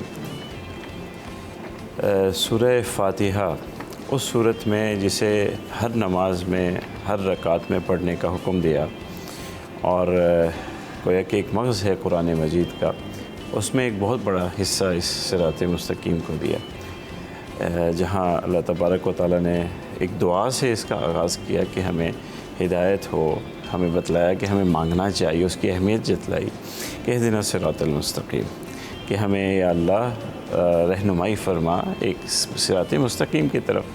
फिर आगे दो जुमलों के अंदर उस सिरात मुस्तकीम की एक ऐसी वजाहत फरमा दी कि बिल्कुल वो वाज़े हो गया कि सिरातल लज़ीना अन्अमता अलैहिम, ये सिरात मुस्तकीम वो रास्ता है कि उन लोगों का रास्ता जिन पर अल्लाह का इनाम है, अल्लाह के इनाम याफ्ता कामयाब लोगों का जो रास्ता है वही सिरात मुस्तकीम है। अल्लाह ताला ने उसे, इनाम याफ्ता कौन है, वो कुरान मजीद की दूसरी आयत में अल्लाह ताला ने फरमा दिया, वो नबीयीन है, सिद्दीक़ीन है, शुहदा हैं, सालिहीन हैं। तो उन लोगों का रास्ता वो सिरात मुस्तकीम है। वो रास्ता क्या है? वो अल्लाह ताला का हर ज़माने में उतारा हुआ दीन है। अब जब आखिरी नबी करीम सल्लल्लाहु अलैहि वसल्लम तशरीफ़ ले आए ख़ातमुन नबीयीन, तो फिर अल्लाह के रसूल सल्लल्लाहु अलैहि वसल्लम का जो दीन है, और दीन हम किसे कहते हैं? एक दस्तूर हयात खुद कहते हैं, कि जिसमें अल्लाह तबारक व तआला ने इंसान के हर शोबे से मुताल्लिक़ रहनुमाई दे रखी है।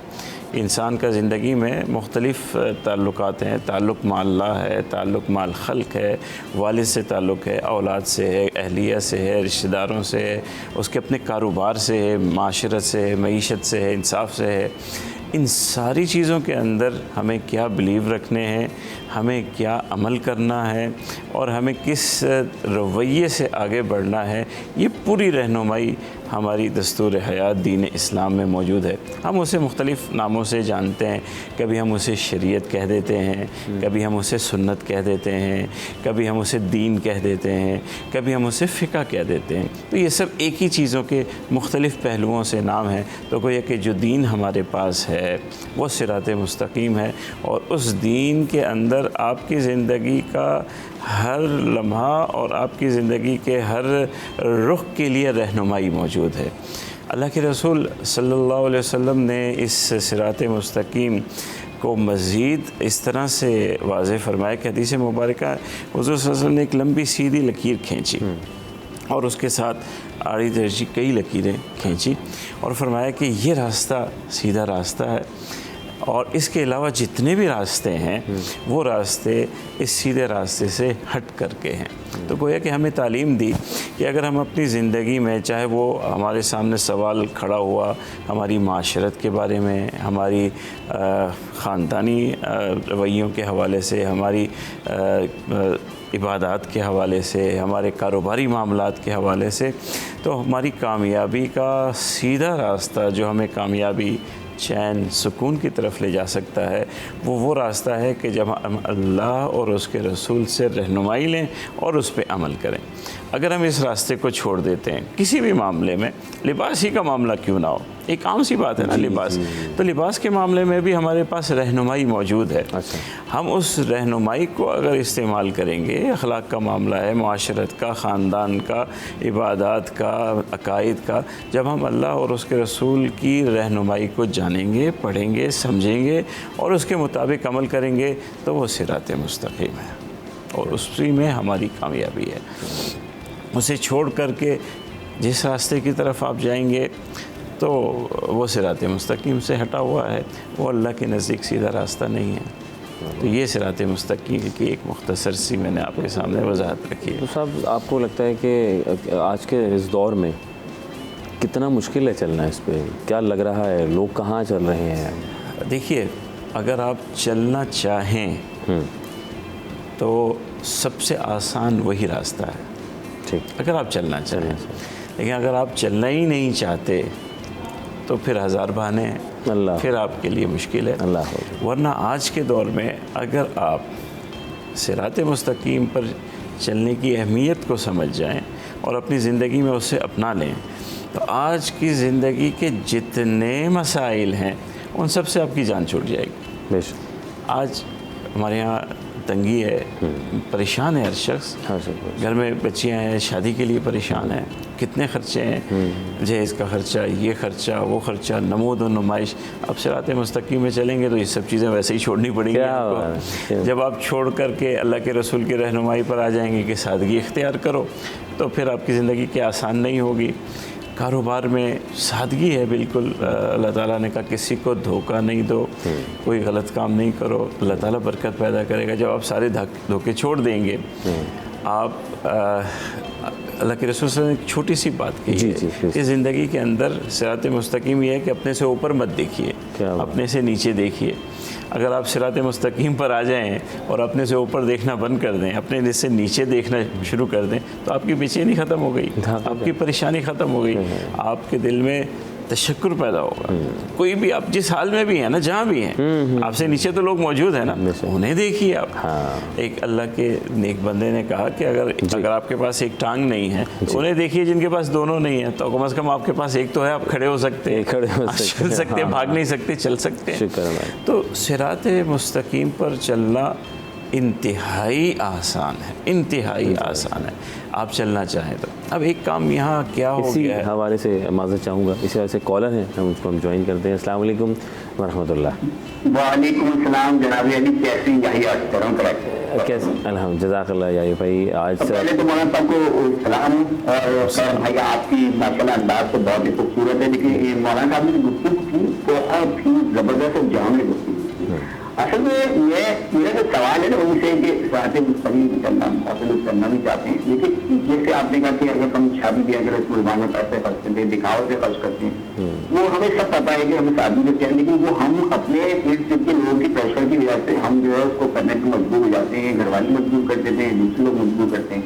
तो यहाँ तो आपको एक थोड़ी तकलीफ तो उठानी पड़ती है अगर आप उसको कर्ज करना चाहते हैं। ये सवाल मेरा ये है। दूसरा ये कि जब हम कोई भी कारोबार हम कर रहे हैं, आजकल के दौर के अंदर झूठ पे मबनी सारा काम चल रहा है। अगर एक शख्स कहता है यार सारी झूठ बोल के काम करें, हम सब से बोलते हैं तो हमारा माल नहीं बिकता। तो ये जो चीज है इसको हम कैसे टैकल कर सकते हैं? क्योंकि ये जो आपके बात की मैं टोटली एग्री करता हूँ, बहाना नहीं हो सकता कि आजकल के दौर में अगर आपने नियत बना ली और आपने उसको अपना मोटिव बना लिया तब उसको चल सकती है। नीति और बिल्कुल हर दौर में रहेंगे ना, तो उसको हम कैसे मोटिवेट अपने आप को कर सकते हैं काम के लिए? थैंक यू सो मच, जज़ाकल्लाह। वक्फ़ा, अच्छा सब वक्फ़े के बाद लेते हैं यहाँ पे, जब तक हम छोटा सा वक्फ़ा। City at 10।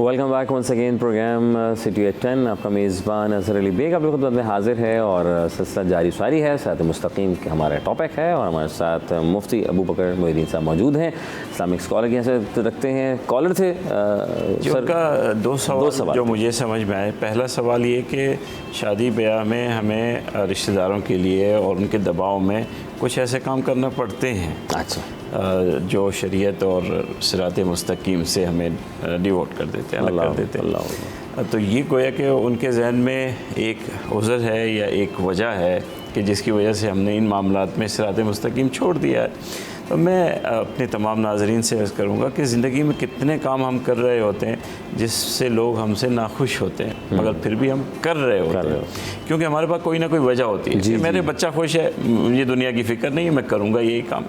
मेरी अहलिया खुश है, मेरा ख़ानदानी रस्म रवाज है, मेरा ये मामला है, मैं करूँगा, दुनिया जो चाहे कहती रहे। जी। तो सिरात मुस्तकीम पर चलने के लिए तो हमारे पास इन सारी वजूहात से सबसे बड़ी वजह है कि मेरा अल्लाह और उसके रसूल की ये रहनुमाई है और मेरे अल्लाह और उसके रसूल का ये फ़ैसला है कि इसी रास्ते में मेरी भलाई है। तो इस वजह के बाद फिर आप लोगों की क्या फ़िक्र करेंगे कि कौन क्या कहता है? जब आपका दिल ये मुतमईन होगा कि मुझे ज़िंदगी और आखिरत का चैन और सुकून चाहिए और मेरे अल्लाह और उसके रसूल ने फरमा दिया है कि इस रहनुमाई में मेरी कामयाबी है, तो फिर दुनिया जो कहती रहे आपने तो उसी में चलना है और आपको खुश रहना चाहिए। दुनिया भी इंशाल्लाह खुश हो जाएगी जब आपकी कामयाबी देखेगी। क्या बात। दूसरी बात उन्होंने कही कि कारोबार जब आप करते हैं और कुरान और हदीस और सिरात मुस्तकीम हमें कहता है धोखा ना दो, मिलावट ना करो, किसी को नुकसान नहीं पहुंचाओ, तो हम कैसे कारोबार करेंगे?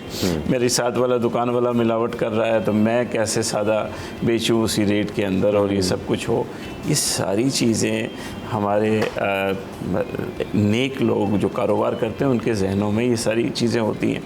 वहाँ भी मैं आपसे कहूँगा कि आप शुरुआत ज़रूर कीजिए।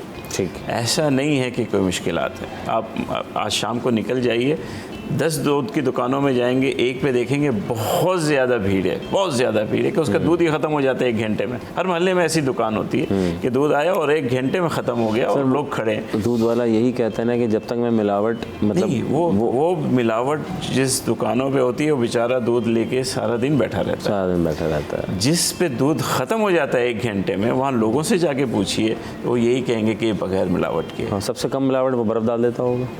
वो एक मैं जो बात करना चाह रहा हूँ, ये करना चाह रहा हूँ कि अगर आप अच्छाई पर आएंगे एक वक्त लगेगा, लेकिन माशरा आज भी इतना अच्छा है कि वो अच्छाई और अच्छी चीज़ों की कदर करता है। सही। मैं कहता हूँ कि अगर मुझे पता चले कि यहाँ 20 रुपये महंगा भी है मगर खालिस है तो मैं वहीं जाऊँगा, ओके, वहीं से लूँगा। और मेरे साथ कई लोग हैं जो वहीं जाएंगे। ठीक। लेकिन उस वक्त तक ताकि लोगों को पता चले कि आप ये चीज़ दे रहे हैं, तो एक स्टेज है, एक लम्हा है या चंद महीने हैं जो आपने स्ट्रगल करनी है, वो आप कर लें तो फिर आप देखिएगा कि ये बरक़ात कैसी है आपको, अच्छाई की, सच्चाई की क्या बरक़ात आपको मिलती है माशरे के अंदर।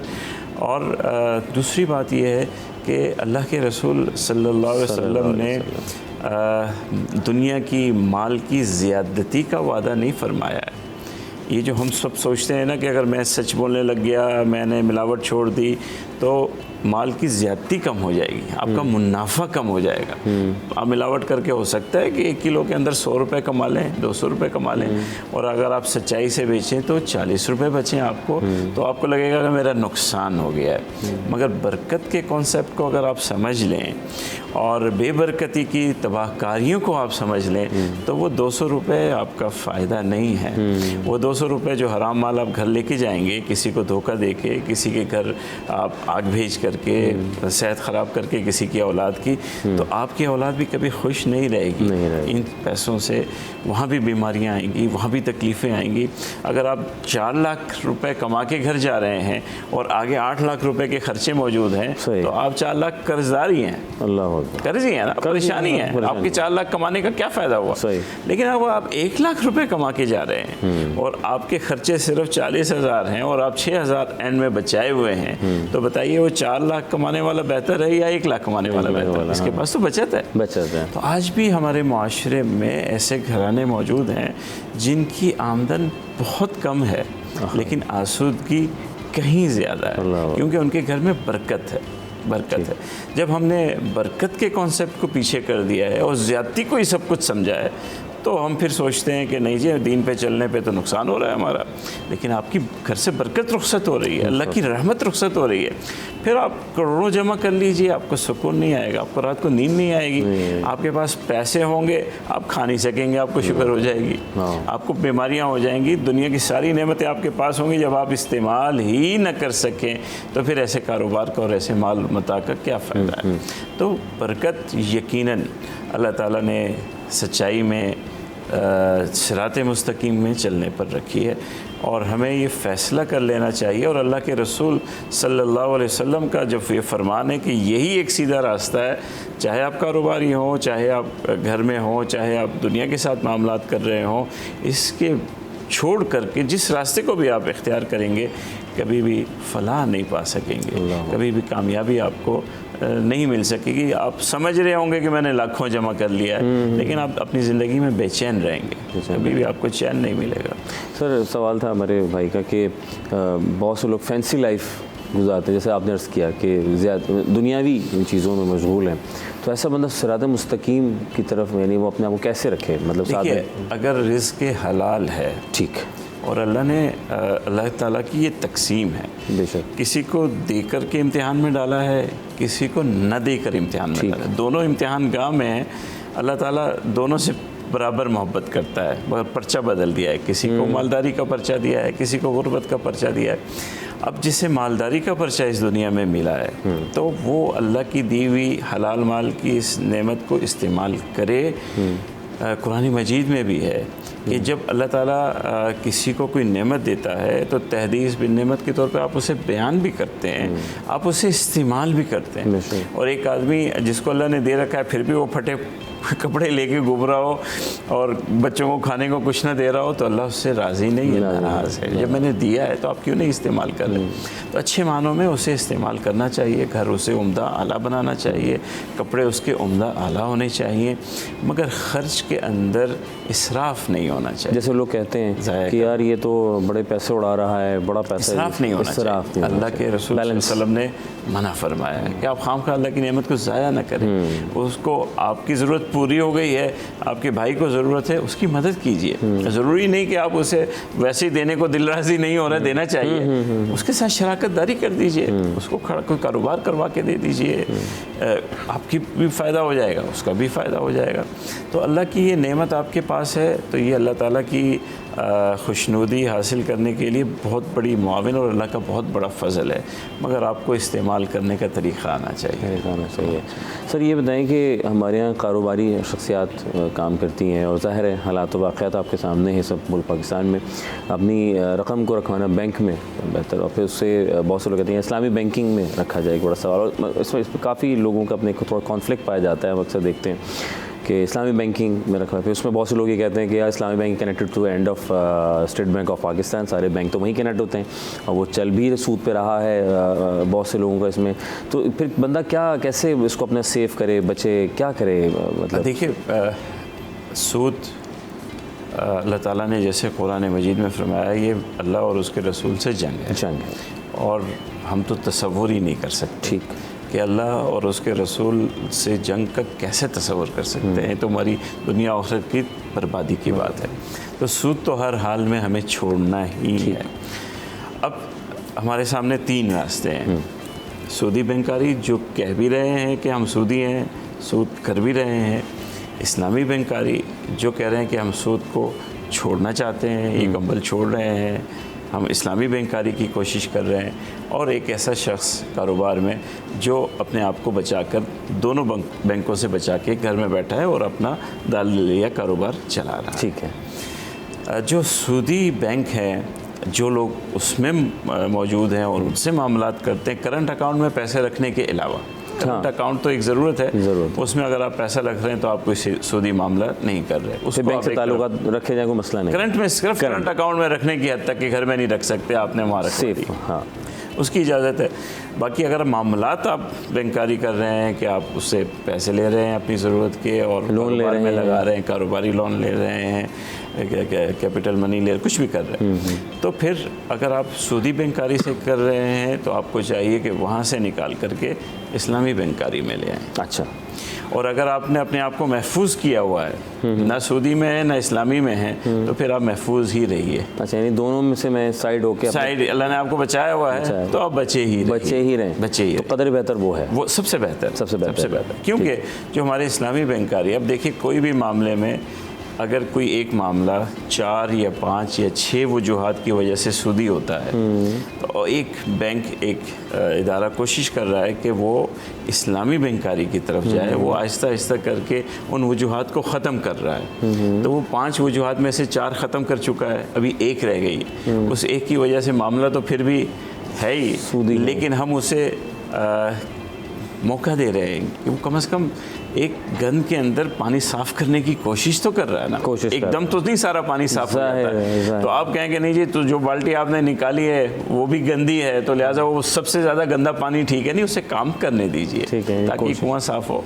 तो इसीलिए उलमा जो है वो इन बैंकारी में, उसमें आपकी बात बिल्कुल दुरुस्त है, कहीं ना कहीं कुछ चीज़ें हमारे सामने भी हैं। तो बाज़ लोग उसे इस्लामी गैर सूदी कहते हैं और बाज़ लोग अभी एहतियात करते हैं, लेकिन सपोर्ट सभी करते हैं। सपोर्ट सभी करते हैं कम से कम, क्योंकि ये हमने तो ये काम छोड़ ही दिया था ना। एक इस्लामी गैर सूदी निज़ाम बैंकारी हमारे पास था ही नहीं, और हमने एक चलती हुई शाहराह से एक रास्ता निकाला है। ठीक। अब वो रास्ता जाहिर सी बात है कि उतना उम्दा नहीं निकलेगा एकदम, मगर चलना तो हमने शुरू कर दिया ना। फैसला तो कर लिया है ना कि हमने गैर सूदी कारोबार करना है, गैर सूदी बैंक बनाने। खराबियाँ उसके अंदर हैं, आहिस्ता आहिस्ता दूर हो जाएंगी। पहले वो ख़त्म हो जाए सारे सूदी, फिर इनकी खराबियों में बात करेंगे, उनको ठीक करने की। मतलब बेहतर है कि इन दोनों जगहों से बच के और रहें। जब तक अब देखिए हमारे माशरे में 3 तरह के लोग हुए। जी हाँ, जी हाँ। जो सूदी बैंकारी कर रहे हैं उनसे तो गुजारिश ये है कि अपना सरमाया सूदी बैंकारी से निकालें, इस्लामी बैंकारी में डालें, ताकि इनकी हौसला अफजाई ये आगे बढ़ सके। ठीक है। वहाँ ना रहने दें, कम से कम ये कह तो रहे ना, कुछ उलमा के फतवे तो है ना इसमें, कुछ ना कुछ तो आप वो कर रहे, तो यहाँ आइए, आप वहाँ ना। अब अल्लाह ने आपको मौका दे दिया है, एक जगह दे दी है, तो अब आप वहाँ ना रहिए, वहाँ से सरमाया निकालिए, इसमें डालिए, और जो बचे हुए मौजूद हैं वो मत डालें। अल्लाह ने उनको बचाया। सर वक्त की बड़ी कमी है, सवाल बहुत सारे उमड़ रहे हैं, और बस आखिर में पूछना चाहूँगा कि अक्सर बेशतर हम अभी भी दानिस्ता तौर पर हम चले जाते हैं और ले लेते हैं, बाद में ख्याल आता है यार ये मैंने, जैसे किसी खातून ने पैसे लगाए 15 लाख रुपए, अब उनको ख्याल आता है कि नहीं यार मैंने पिछले 5 साल जो है इसका मुनाफा लिया है और ये मुझे लगता है जायज़ नहीं है। तो ऐसे में वो खातून या मर्द या वो फ़र्द क्या करे उस चीज़ को जो अब कर चुका है, खा चुका है? सूद का पैसा अगर किसी के पास आ जाए, ठीक है, यही सवाल है आपका? जी। तो वो क्या करे? उसे इस्तेमाल नहीं करना चाहिए। पास्ट कर वो चुका है, समझिए कि जहर है। अच्छा, आप जो ये समझिए कि है, आपके पास जहर है, बड़ी खूबसूरत बर्तन में मौजूद है, और आप मुझसे सवाल कर रहे हैं, अच्छा लग रहा है, क्या करूं? क्या जहर खा लेंगे आप? सही नहीं, बिल्कुल आपके लिए जहर, आपकी औलाद के लिए जहर है। ठीक है। आपकी और जैसे आप जिन्होंने खा अब उसे करना क्या है? हाँ, उसे करना क्या है? प्लीज़ आप किसी भी ज़रूरतमंद को दे दीजिए, मगर सवाब की नीयत आप नहीं कर सकते, क्योंकि अल्लाह ताला नाराज़ होता है। ये निजासत है गोया के। ओके। लेकिन चूंकि एक फ़ायदे की चीज़ है, किसी का फ़ायदा हो सकता है, ज़ाया नहीं करनी चाहिए चीज़, तो आप किसी को दे दीजिए जो ज़रूरतमंद है, मगर आप उसमें सवाब की नीयत नहीं करेंगे। ठीक है। उसके लिए ये इसलिए जायज़ हो जाएगा क्योंकि हमारे यहाँ जब मिल्क तब्दील होती है तो हैसियत तब्दील होती है। ओके। आपने लिया या डाका डाला कहीं भी, चोरी की आपने, रिश्वत ली, तो आपके लिए वो हराम है, हराम हो गया। ठीक है।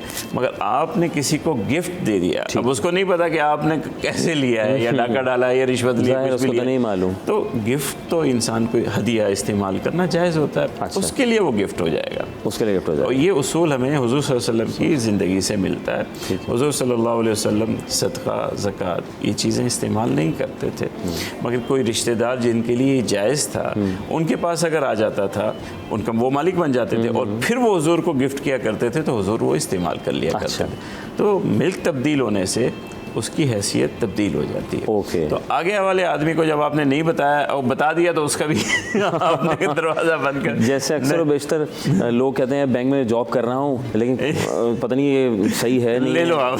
हाँ। बताने की ज़रूरत नहीं, और सवाब की नीयत नहीं करनी।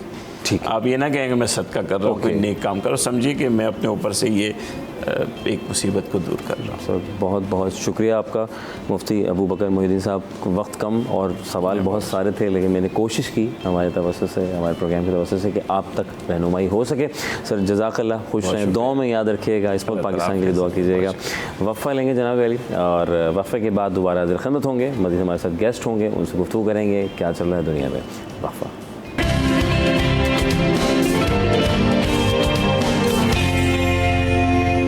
वेलकम बैक और सिटी एट 10। आपका मेज़बान अज़हर अली बेग आप लोगों की खिदमत में हाजिर है एक मरतबा फिर, और सिलसिला जारी सारी है। सुबह के आगाज़ से हमने अपना आगाज़ किया और अल्लाह के बाबरकत नाम से, और ख़बरों को शाया किया, उन पर तबसरा किया, फिर साथ मुस्तकीम के ऊपर ब्रेक से पहले हमने मुफ्ती साहब से गुफ्तगू की, कुछ सीखने सिखाने की बात हमने सीखी और आप तक पहुँचाने की कोशिश की, और आपने उस पर अमल करने की कोशिश की और कर रहे हैं, कोशिश नहीं करना है, तो फिर कामयाबी आपको कदम चूमेगी जनाब अली। सिलसिला को आगे बढ़ाएंगे, अब जो वक्त है बड़ा आगे बढ़ रहा है, वक्त फिर कम होता जा रहा है, और क्योंकि जाना भी है, अगली दफ़ा फिर आना भी है, ये सिलसिला जुड़ा रहेगा।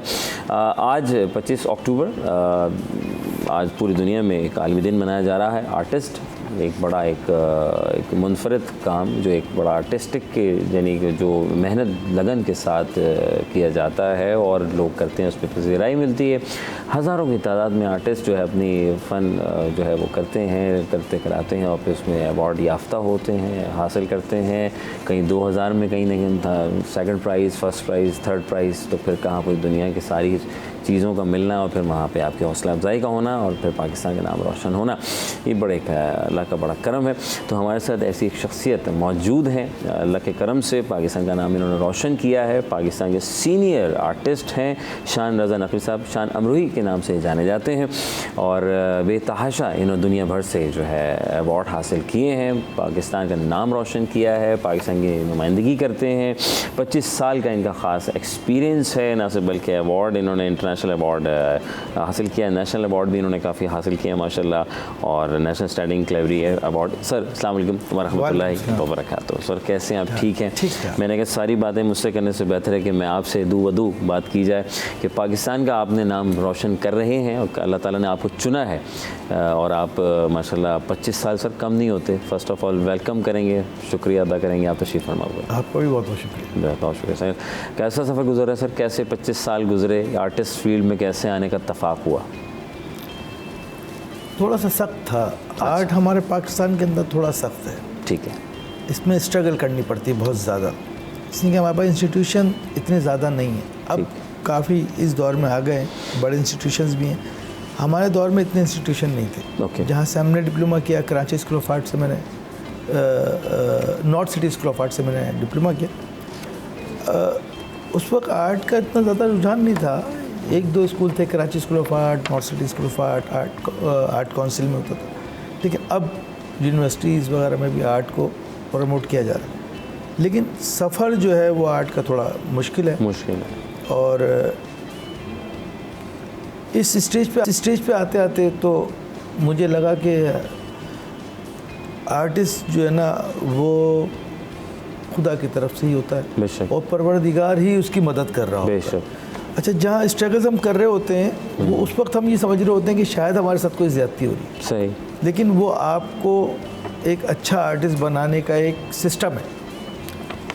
अगर आप समझ रहे हैं कि कोई आर्ट गैलरी जो है आपका काम नहीं मतलब प्लेस कर रही या नहीं ले रही है अभी, तो उस वक्त हम ये समझते थे कि यार ये हम तो इतने बड़े आर्टिस्ट हैं, हमारी पेंटिंग क्यों नहीं ले रही।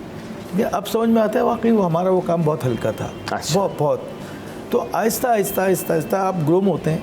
फिर मैं एक सीनियर आर्टिस्ट इकबाल मेहंदी के साथ रहा, उनके साथ पेंटिंग्स बनाई, उनसे सीखा। फिर आउटडोर्स हम करते थे, फिशरीज़ पे मुख्तलिफ जगहों पे जाके लाइव पेंटिंग्स बनाते थे। लाइव पेंटिंग, उसमें सीनियर आर्टिस्ट भी हमारे साथ होते थे। अच्छा। तो बहुत सीखने को मिलता था, लेकिन स्ट्रगल इसमें बहुत ज़्यादा है। आर्ट में हमारे जो माशरा है वो इस काम को एक सेकेंडरी वर्क समझता है। अच्छा। इसको मतलब पार्ट टाइम जॉब समझता है। मतलब आर्ट क्या मकसद, उसके अलावा आप क्या करते हैं। और ये 24 आवर काम होता है, हम आर्ट 24 आवर करते हैं। तो पाकिस्तान के अंदर अब थोड़ा मुझे लगता है कि आर्ट के अवेयरनेस अब आना ज़्यादा शुरू हो गई है, और इस तरह के जो प्रोग्राम्स होंगे जैसे आर्टिस्ट डे कर रहे हैं, जी, उससे जो है सिर्फ आर्टिस्ट को ही नहीं, हमारे माशरे को पता चलेगा कि आर्ट क्या है। ये भी एक फ़न है। और वैसे तो आपका आर्ट जो है हमारी स्क्रीन के ऊपर जो है चल रहा है, जो आपने अपनी मेहनत से, लगन से, जिस जस्तजू से आपने जो है वो बनाया है, मैं देख रहा हूँ बड़ा खूबसूरत, बड़े नेचुरल पिक्चर्स पे आप अब तो महारत है आपकी माशाल्लाह। हाँ, होता ये है कि रियलिस्टिक आर्ट करते करते आप तजरीदी आर्ट पे आते हैं। ठीक है, स्टेजेस होती हैं। स्टेजेस मतलब जब आप रियलिस्टिक को पहचान जाएंगे तो उसको एब्स्ट्रैक्ट करने में आपको बड़ा इजी होता है और समझाने में इजी होता है। तो हमारा जो माशरा है वो अभी तक रियलिस्टिक आर्ट को ही ज़्यादातर पसंद करता है। हमारा पाकिस्तान का जो मौजूदा हाँ। लेकिन अब पाकिस्तान के अंदर एब्स्ट्रैक्शन, डिस्टॉर्शन और ये सब चीज़ें अब स्टार्ट शुरू हो चुकी हैं। और मुझे खुशी है कि अब हमारे कुछ लोग या हमारी आर्ट गैलरीज जो हैं इसके ऊपर जो काम कर रही हैं, तो वो आर्ट को प्रमोट कर रही हैं। ठीक। तो मैं समझता हूँ कि हमारे पास, हमारे यहाँ लोगों में सिर्फ आर्ट, सिर्फ एक पेंटिंग, खूबसूरत पेंटिंग का नाम नहीं है। ये आर्ट जो है वो आपके माशरे को खूबसूरत बनाता है। आपके माशरे के जो मामलात हैं, आपके मुल्क के कल्चर को आपकी दुनिया के अंदर रिप्रेजेंट करता है। जिस तरह हम करते हैं और आर्टिस्ट जाते हैं बाहर से, आर्टिस्ट जैसे अभी आर्ट काउंसिल के अंदर इतने बड़े इवेंट्स हो रहे हैं और उसमें आर्ट की भी सारे इवेंट्स हैं। तो ये जो अब शुरू हुआ है, मुझे उम्मीद है कि हम इंशाल्लाह इसमें इस फील्ड में बहुत तरक्की करेंगे। क्या बात है, अल्लाह ताला बहुत कामयाबी तरक्की अता फरमाए। सर लाइव डेमो, लाइव आपने इटली में भी, पेशावर में भी, दुनिया भर में माशाल्लाह क्राउड मतलब कैसे मतलब हो जाता है लाइव डेमो, कहीं मिस्टेक ना हो जाए या कुछ ऐसी कोई चीज़ तो नहीं होती है जब एक्सपीरियंस आपके पास आ रहा हो? थोड़ा नर्वस हो जाता है आदमी, होता है लेकिन ये 25 साल बाद भी आपको लगता है कि बंदा होता है? लेकिन मुसव्विर तो परवरदिगार है, बेशक, उससे कोई गलती नहीं हो सकती। ठीक, हमसे हो सकती है, हमसे हो सकती है। अच्छा, अब इतना टाइम हो गया है कि हम उस गलती को इस तरह संभाल लेते हैं। क्या बात, जैसे कोई अदाकार जो है वो अपनी गलती को जिस तरह संभाल के निकल, लाइव प्रोग्राम में फंबल अगर आ जाए तो उसको लेते हुए, अच्छा, वो जैसे उमर शरीफ साहब करते थे, तो वो हम संभाल लेते हैं। क्या बात, कोशिश करते हैं कि, लेकिन मज़ा बहुत है इसमें। आज का जो दिन है, मैं तो चाहता हूँ कि आज के दिन सिर्फ हम टीवी प्रोग्राम्स में ना आए, आज के दिन आर्टिस्ट को तमाम गवर्नमेंट के इदारों में आज का दिन मनाया जाए, आर्टिस्ट को बुलाया जाए, वो अपने इस तरह के इवेंट्स करें और हमारे आर्ट को जो है, आर्ट से ही हम सीखेंगे कि हमें जीना किस तरह, और लोगों को उसमें रहनुमाई मिलेगी, स्टूडेंट्स को रहनुमाई मिलेगी। इस पर बात करेंगे मज़ीद। वक्फ़ा सर, वक्फ़ा लेते हैं सर, वक्फ़ा बहुत ज़रूरी है। फिर जानेंगे कि आखिर कैसे नौजवानों को अगर इस फील्ड में आना है तो किस तरह क्या करना है। अब भी मुश्किलात हैं, नहीं हैं, या कोई तरीक़ाकार है, कोई और तरीका है। वक्फ़ा लेते हैं, वक्फ़े के बाद फिर हाज़िर ख़िदमत होंगे सिटी एट 10।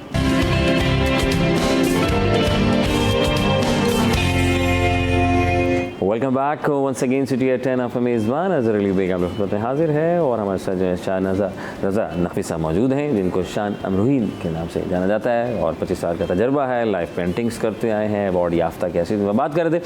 सब हर फील्ड में ही सब कुछ है, मैं समझता हूँ कोई फील्ड बेमानी नहीं है और हर इंसान बहुत कुछ करना चाहता है, लेकिन हमारे यहाँ बदकिस्मती माज़रत के साथ थोड़ा सा ऐसा है कि लोग हमारे यहाँ जो है वो कॉपी कैट, अगर मैं बुरा अगर ना हो तो यार ये वाला काम सब कर रहे हैं तो मैं भी ये काम कर लूँ, सब जो है वो MBA ICA कर रहे हैं तो सारे ये रुख हो गया, इंजीनियरिंग की तरफ तो सारे इंजीनियरिंग, मतलब कोई बैलेंस तवाज़ुन। अब जैसे आपका आर्ट है, बड़ा एक वो है जो कुदरती तौर पर लोगों में जब तो वो तो निकल जाते हैं, लेकिन वो जो करना चाहते हैं, सीखना चाहते हैं, वो सिर्फ बस यूनिवर्सिटी से सीखने के बाद वो फिर परेशान हो जाते हैं, मतलब यार कहाँ जाऊँ मैं, किस इदारे में मुझे जॉब मिलेगी। सवाल है, देखिए आर्ट जो है वो इनर फीलिंग से होता है, परवरदिगार का दिया हुआ। आर्ट पढ़ने से, सीखने से कभी भी नहीं आएगा। ठीक, वो आदमी सीखता है जिसके अंदर आर्ट होता है। पहले मतलब जो शायर होते थे गालिब, वो भी उस्तादी में रहे, लेकिन वो शायर तो थे ना। इसी तरह एक आर्टिस्ट होता है, वो सिर्फ सीखने जाता है अपने सीनियर से, लेकिन वो अंदर से आर्टिस्ट होता है। हमारे यहाँ बहुत से ऐसे होते हैं लोग जो आर्ट सीखने तो चले आते हैं, वो आर्टिस्ट नहीं बन पाते, ठीक है, इसलिए कि अंदर उनकी क्रिएशन नहीं होती। क्रिएशन करने के लिए हर टाइम सोचना पड़ता है।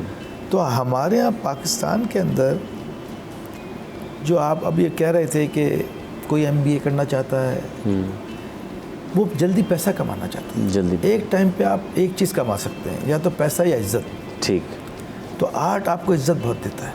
ठीक, पैसा जब इज्जत आती है तो पैसा आ ही जाता है। तो अगर आप पैसे की तरफ भागेंगे, वो आर्टिस्ट जो पैसे की तरफ भाग रहा होता है वो भी ख़त्म हो जाता है। ओके, तो ये MBA करना अच्छी बात है, और CS कर रहे हैं, कंप्यूटर पढ़ रहे हैं, AI का ज़माना है साहब। लोग कहते हैं यार पैसा यहाँ जल्दी आ रहा है। हाँ। अब बच्चा जो है वो स्टूडेंट जो है वो ज़्यादातर कंप्यूटर साइंस, माँ बाप भी चाहते हैं। हाँ। बच्चा जो है, जैसे हमारे पाकिस्तान के अंदर बहुत सी ऐसी मिसालें हैं जो थे कुछ और मशहूर कुछ होके चले। गुलजी साहब हैं, वो इंजीनियर थे और दुनिया में मशहूर नाम मुसव्विर। तो इस तरह बहुत से डॉक्टर्स हैं जो डॉक्टर तो बने लेकिन मुसव्विर के मशहूर हो गए। तो बहुत सी फील्ड्स ऐसी हैं। लेकिन जो क्रिएशन होती है ना वो खुद आती है बाहर। वो जब तक आप क्रिएटिव नहीं होंगे और जब तक आप तजुर्बे नहीं करेंगे अपने कैनवस के ऊपर, मतलब बहुत से हमारे यहाँ ऐसा होता है, एक पेंटिंग है सेल हो गई, उसको दोबारा बना, ठीक, फिर सेल हो जाएगी, पैसे के लिए काम आ गई, सही, क्रिएशन के लिए नहीं हुआ। वो पहली जो पेंटिंग थी वो क्रिएशन थी, उसी तरह का काम कर लो, पैसा कमा लो।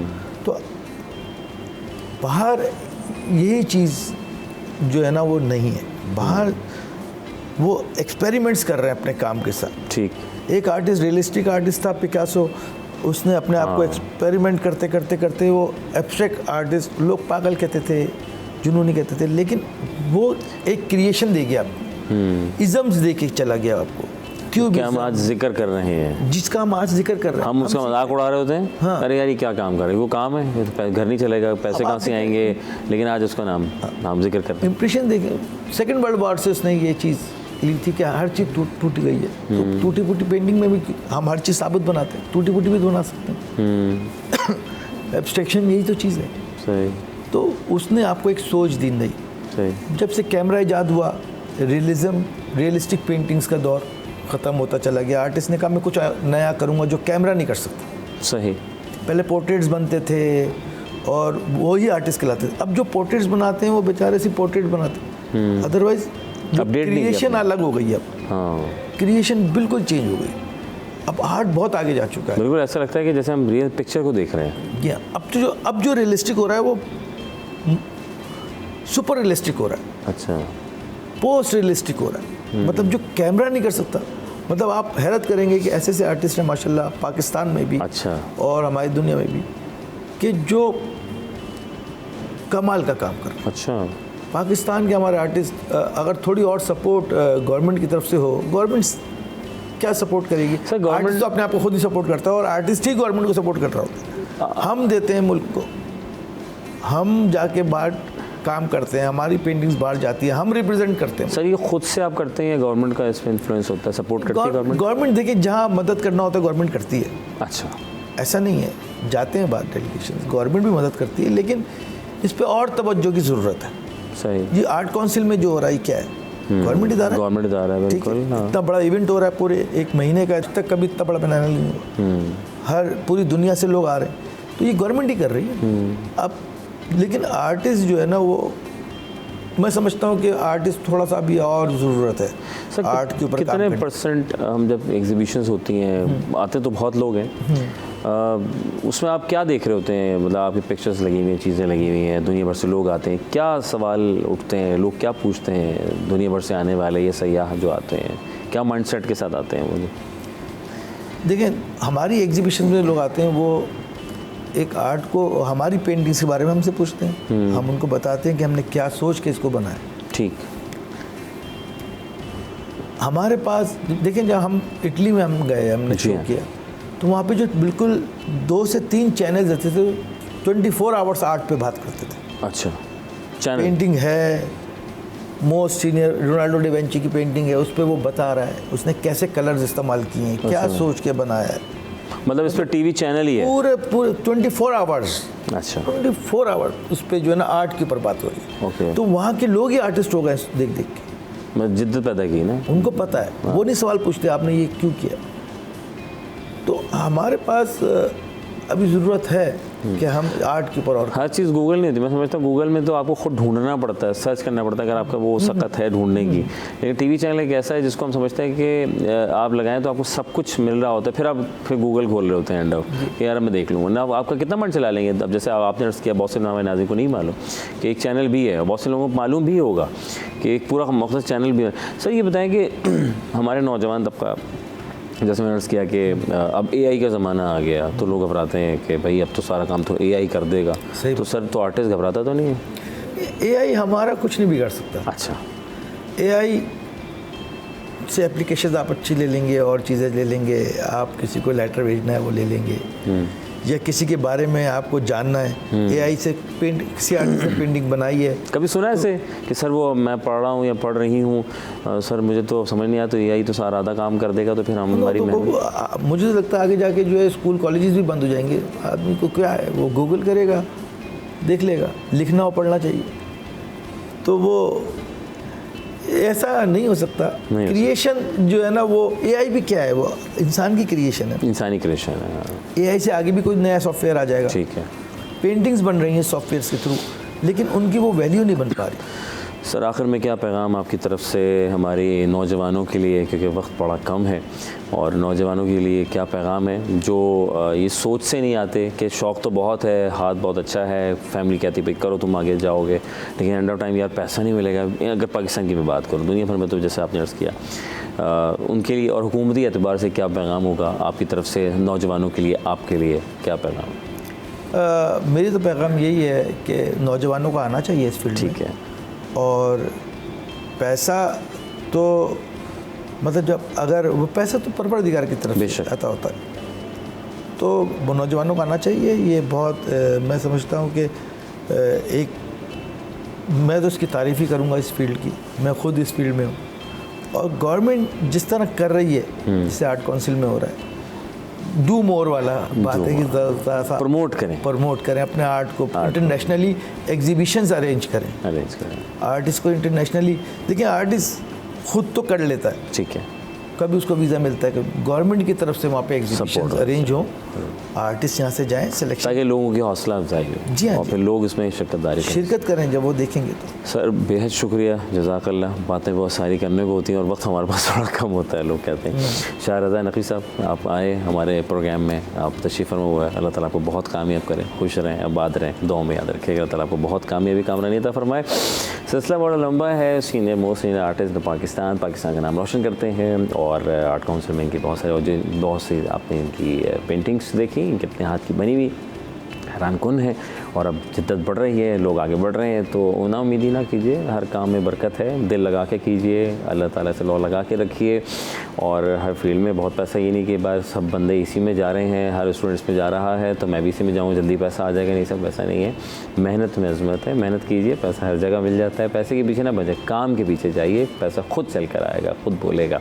जिस तरह हमारे ये शाह रज़ा नक़वी साहब दुनिया भर में माशाअल्लाह 25 साल में उन्होंने अवार्ड याफ्ता हैं, और मुख्तलिफ़ मकामात से लाइव TV चैनल्स में भी हिस्सेदारी की, लाइव इन्होंने काम भी किया, इटली में जाके, पेशावर में जाके, बहुत दुनिया के हर कोने में जाके पाकिस्तान का नाम रोशन किया। आप भी कर सकते हैं। अपना रखेंगे बहुत सारा ख्याल। इजाज़त का वक्त, क्योंकि वक्त बहुत कम है। अपने मेज़बान अज़हर अली बेग को दीजिए इजाज़त। जुम्मतुल मुबारक का दिन है, और नमाज अदा कीजिए, अल्लाह के हुज़ूर पेश हुइए, सजदा अफरोज़ हुइए, और दुआओं में याद रखिए, सिरात मुस्तकीम पर चलते रहिए, ज़िंदगी कामयाब हो जाएगी। और दुनिया में कामयाब होना है तो उसके साथ रास्ता मजबूती से बना के रखिए, रस्सी को मजबूती से थामे रखिए, फिर देखें आपके रास्ते कितने ज़बरदस्त तरीके से हमवार होते हैं। अपने मेज़बान अज़हर अली बेग को दीजिए इजाज़त। CTA 10 में ज़िंदगी रही तो फिर मुलाकात होगी। पाकिस्तान जिंदाबाद, अल्लाह ने के बाद।